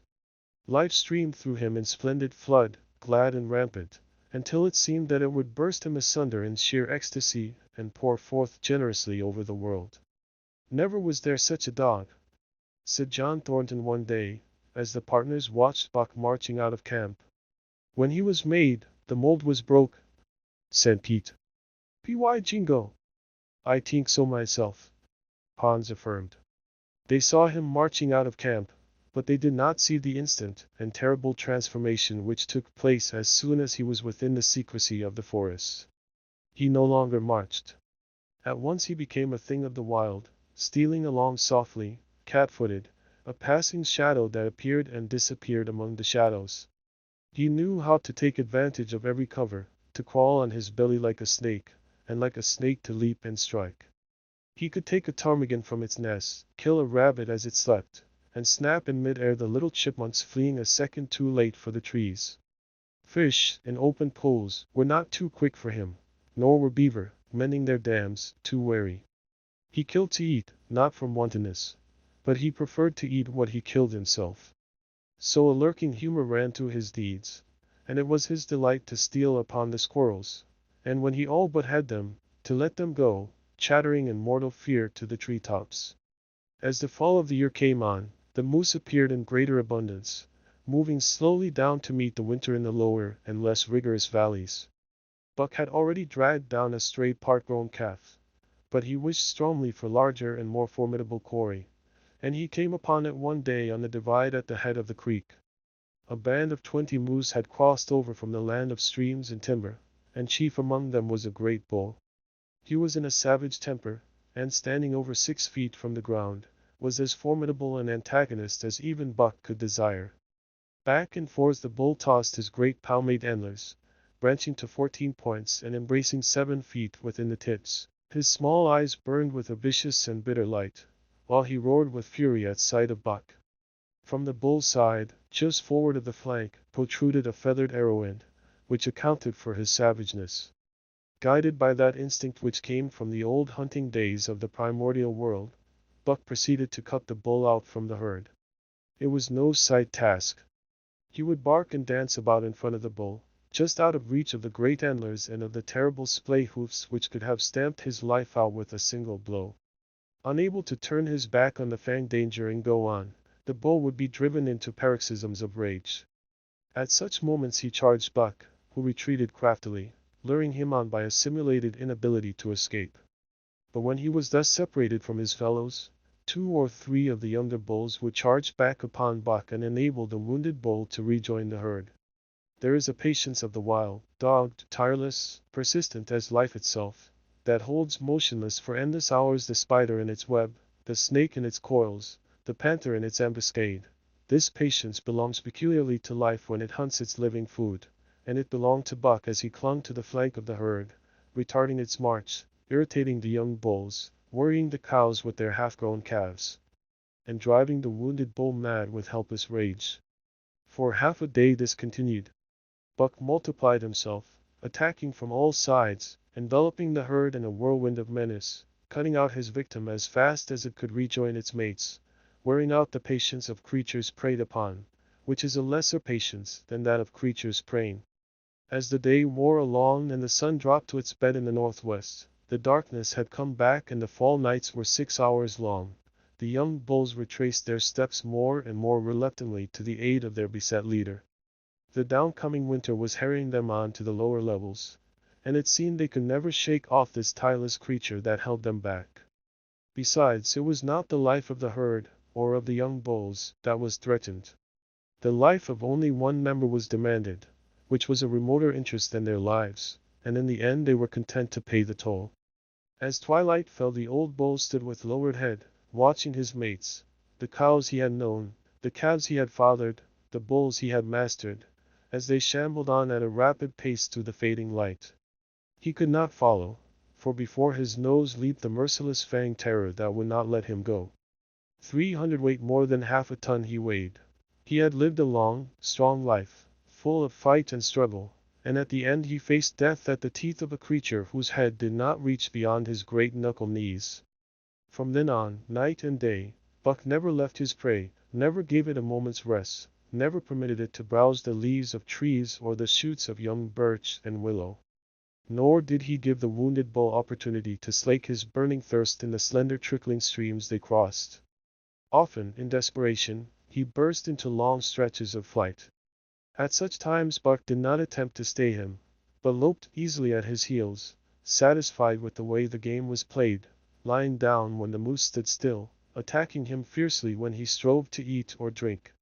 The great head drooped more and more under its tree of horns, and the shambling trot grew weak and weaker. He took to standing for long periods, with nose to the ground and dejected ears dropped limply, and Buck found more time in which to get water for himself, and in which to rest. At such moments, panting with red lolling tongue and with eyes fixed upon the big bull, it appeared to Buck that a change was coming over the face of things. He could feel a new stir in the land. As the moose were coming into the land, other kinds of life were coming in. Forest and stream and air seemed palpitant with their presence. The news of it was borne in upon him, not by sight, or sound, or smell, but by some other and subtler sense. He heard nothing, saw nothing, yet knew that the land was somehow different, that through it strange things were afoot and ranging, and he resolved to investigate after he had finished the business in hand. At last, at the end of the 4th day, he pulled the great moose down. For a day and a night he remained by the kill, eating and sleeping, turn and turn about. Then, rested, refreshed and strong, he turned his face toward camp and John Thornton. He broke into the long easy lope, and went on, hour after hour, never at loss for the tangled way, heading straight home through strange country with a certitude of direction that put man and his magnetic needle to shame. As he held on he became more and more conscious of the new stir in the land. There was life abroad in it different from the life which had been there throughout the summer. No longer was this fact borne in upon him in some subtle, mysterious way. The birds talked of it, the squirrels chattered about it, the very breeze whispered of it. Several times he stopped and drew in the fresh morning air in great sniffs, reading a message which made him leap on with greater speed. He was oppressed with a sense of calamity happening, if it were not calamity already happened, and as he crossed the last watershed and dropped down into the valley toward camp, he proceeded with greater caution. 3 miles away he came upon a fresh trail that sent his neck hair rippling and bristling. It led straight toward camp and John Thornton. Buck hurried on, swiftly and stealthily, every nerve straining and tense, alert to the multitudinous details which told a story, all but the end. His nose gave him a varying description of the passage of the life on the heels of which he was traveling. He remarked the pregnant silence of the forest. The bird life had flitted. The squirrels were in hiding. One only he saw, a sleek gray fellow, flattened against a gray dead limb so that he seemed a part of it, a woody excrescence upon the wood itself. As Buck slid along with the obscureness of a gliding shadow, his nose was jerked suddenly to the side as though a positive force had gripped and pulled it. He followed the news scent into a thicket and found Nigeria. He was lying on his side, dead where he had dragged himself, an arrow protruding, head and feathers, from either side of his body. 100 yards farther on, Buck came upon one of the sled dogs Thornton had bought in Dawson. This dog was thrashing about in a death struggle, directly on the trail, and Buck passed around him without stopping. From the camp came the faint sound of many voices, rising and falling in a sing-song chant. Bellying forward to the edge of the clearing, he found Hans, lying on his face, feathered with arrows like a porcupine. At the same instant Buck peered out where the spruce bough lodge had been, and saw what made his hair leap straight up on his neck and shoulders. A gust of overpowering rage swept over him. He did not know that he growled, but he growled aloud with a terrible ferocity. For the last time in his life he allowed passion to usurp cunning and reason, and it was because of his great love for John Thornton that he lost his head. The Ehats were dancing about the wreckage of the Spruce Bough Lodge when they heard a fearful roaring and saw rushing upon them an animal the like of which they had never seen before. It was Buck, a live hurricane of fury, hurling himself upon them in a frenzy to destroy. He sprang at the foremost man. It was the chief of the Ehats, ripping the throat wide open till the rent jugular spouted a fountain of blood. He did not pause to worry the victim, but ripped in passing, with the next bound tearing wide the throat of a second man. There was no withstanding him. He plunged about in their very midst, tearing, rending, destroying, in constant and terrific motion which defied the arrows they discharged at him. In fact, so inconceivably rapid were his movements, and so closely were the Indians tangled together, that they shot one another with the arrows, and one young hunter, hurling a spear at Buck in mid-air, drove it through the chest of another hunter with such force that the point broke through the skin of the back and stood out beyond. Then a panic seized the Ehats, and they fled in terror to the woods, proclaiming as they fled the advent of the evil spirit. And truly Buck was the fiend incarnate, raging at their heels and dragging them down like deer as they raced through the trees. It was a fateful day for the Ehats. They scattered far and wide over the country, and it was not till a week later that the last of the survivors gathered together in a lower valley and counted their losses. As for Buck, wearying of the pursuit, he returned to the desolated camp. He found Pete where he had been killed in his blankets in the first moment of surprise. Thornton's desperate struggle was fresh written on the earth, and Buck scented every detail of it down to the edge of a deep pool. By the edge, head and 4 feet in the water, lay Skeet, faithful to the last. The pool itself, muddy and discolored from the sluice boxes, effectually hid what it contained, and it contained John Thornton, for Buck followed his trace into the water, from which no trace led away. All day Buck brooded by the pool or roamed restlessly about the camp. Death, as a cessation of movement, as a passing out and away from the lives of the living, he knew, and he knew John Thornton was dead. It left a great void in him, somewhat akin to hunger, but a void which ate, and which food could not fill. At times, when he paused to contemplate the carcasses of the Ehats, he forgot the pain of it, and at such times he was aware of a great pride in himself, a pride greater than any he had yet experienced. He had killed man, the noblest game of all, and he had killed in the face of the law of club and Fang. He sniffed the bodies curiously. They had died so easily. It was harder to kill a husky dog than them. They were no match at all, were it not for their arrows and spears and clubs. Thenceforward he would be unafraid of them except when they bore in their hands their arrows, spears, and clubs. Night came on, and a full moon rose high over the trees into the sky, lighting the land till it lay bathed in ghostly day. And with the coming of the night, brooding and mourning by the pool, Buck became alive to a stirring of the new life in the forest other than that which the Ehats had made. He stood up, listening and scenting. From far away drifted a faint, sharp yelp, followed by a chorus of similar sharp yelps. As the moments passed, the yelps grew closer and louder.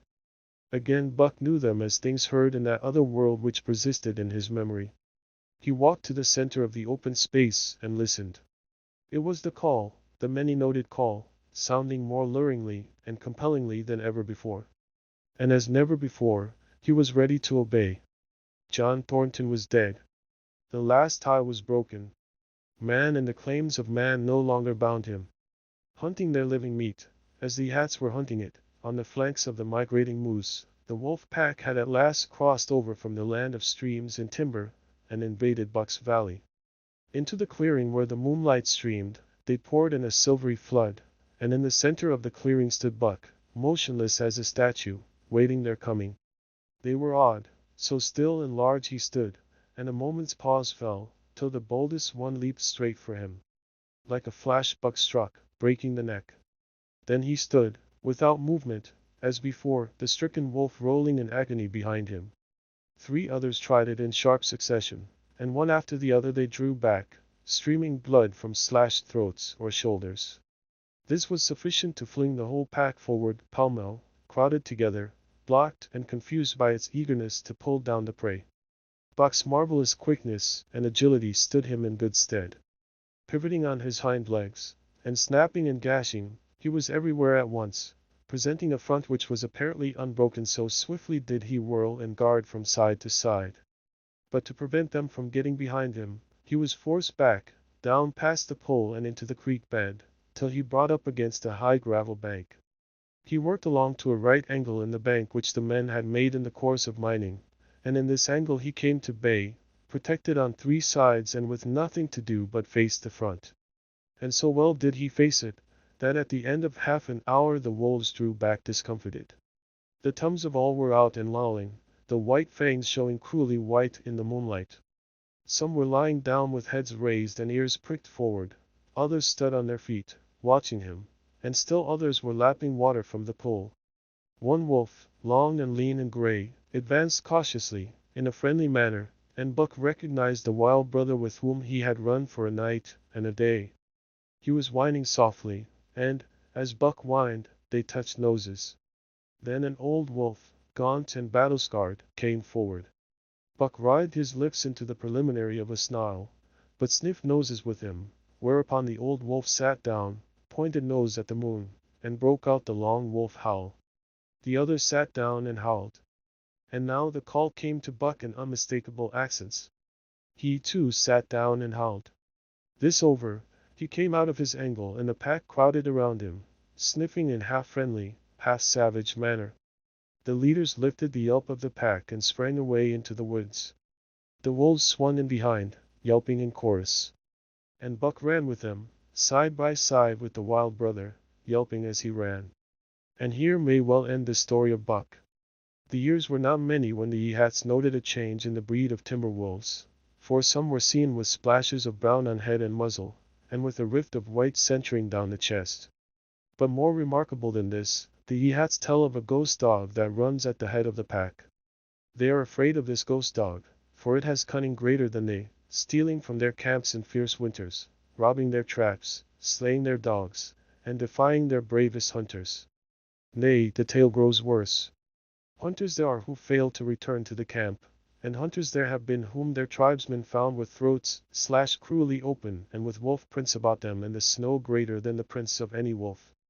Each fall, when the Hats follow the movement of the moose, there is a certain valley which they never enter. And women there are who become sad when the word goes over the fire of how the evil spirit came to select that valley for an abiding place. In the summers there is one visitor, however, to that valley, of which the Hats do not know. It is a great, gloriously coated wolf, like, and yet unlike, all other wolves. He crosses alone from the smiling timberland and comes down into an open space among the trees.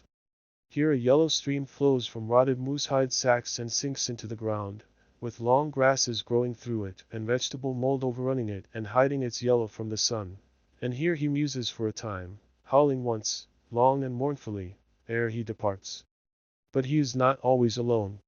When the long winter nights come on and the wolves follow their meat into the lower valleys, he may be seen running at the head of the pack through the pale moonlight or glimmering borealis, leaping gigantic above his fellows. His great throat a bellow as he sings the song of the younger world, which is the song of the pack. Legal information: creating the works from print editions not protected by U.S. copyright law means that no one owns a United States copyright in these works, so the Foundation, and you, can copy and distribute it in the United States without permission and without paying copyright royalties. Special rules, set forth in the general terms of use part of this license, apply to copying and distributing Project Gutenberg electronic works to protect the Project Gutenberg concept and trademark. Project Gutenberg is a registered trademark, and may not be used if you charge for an ebook, except by following the terms of the trademark license, including paying royalties for use of the Project Gutenberg trademark. If you do not charge anything for copies of this ebook, complying with the trademark license is very easy. You may use this ebook for nearly any purpose, such as creation of derivative works, reports, performances, and research. Project Gutenberg ebooks may be modified and printed and given away. You may do practically anything in the United States with ebooks not protected by U.S. copyright law. Redistribution is subject to the trademark license, especially commercial redistribution.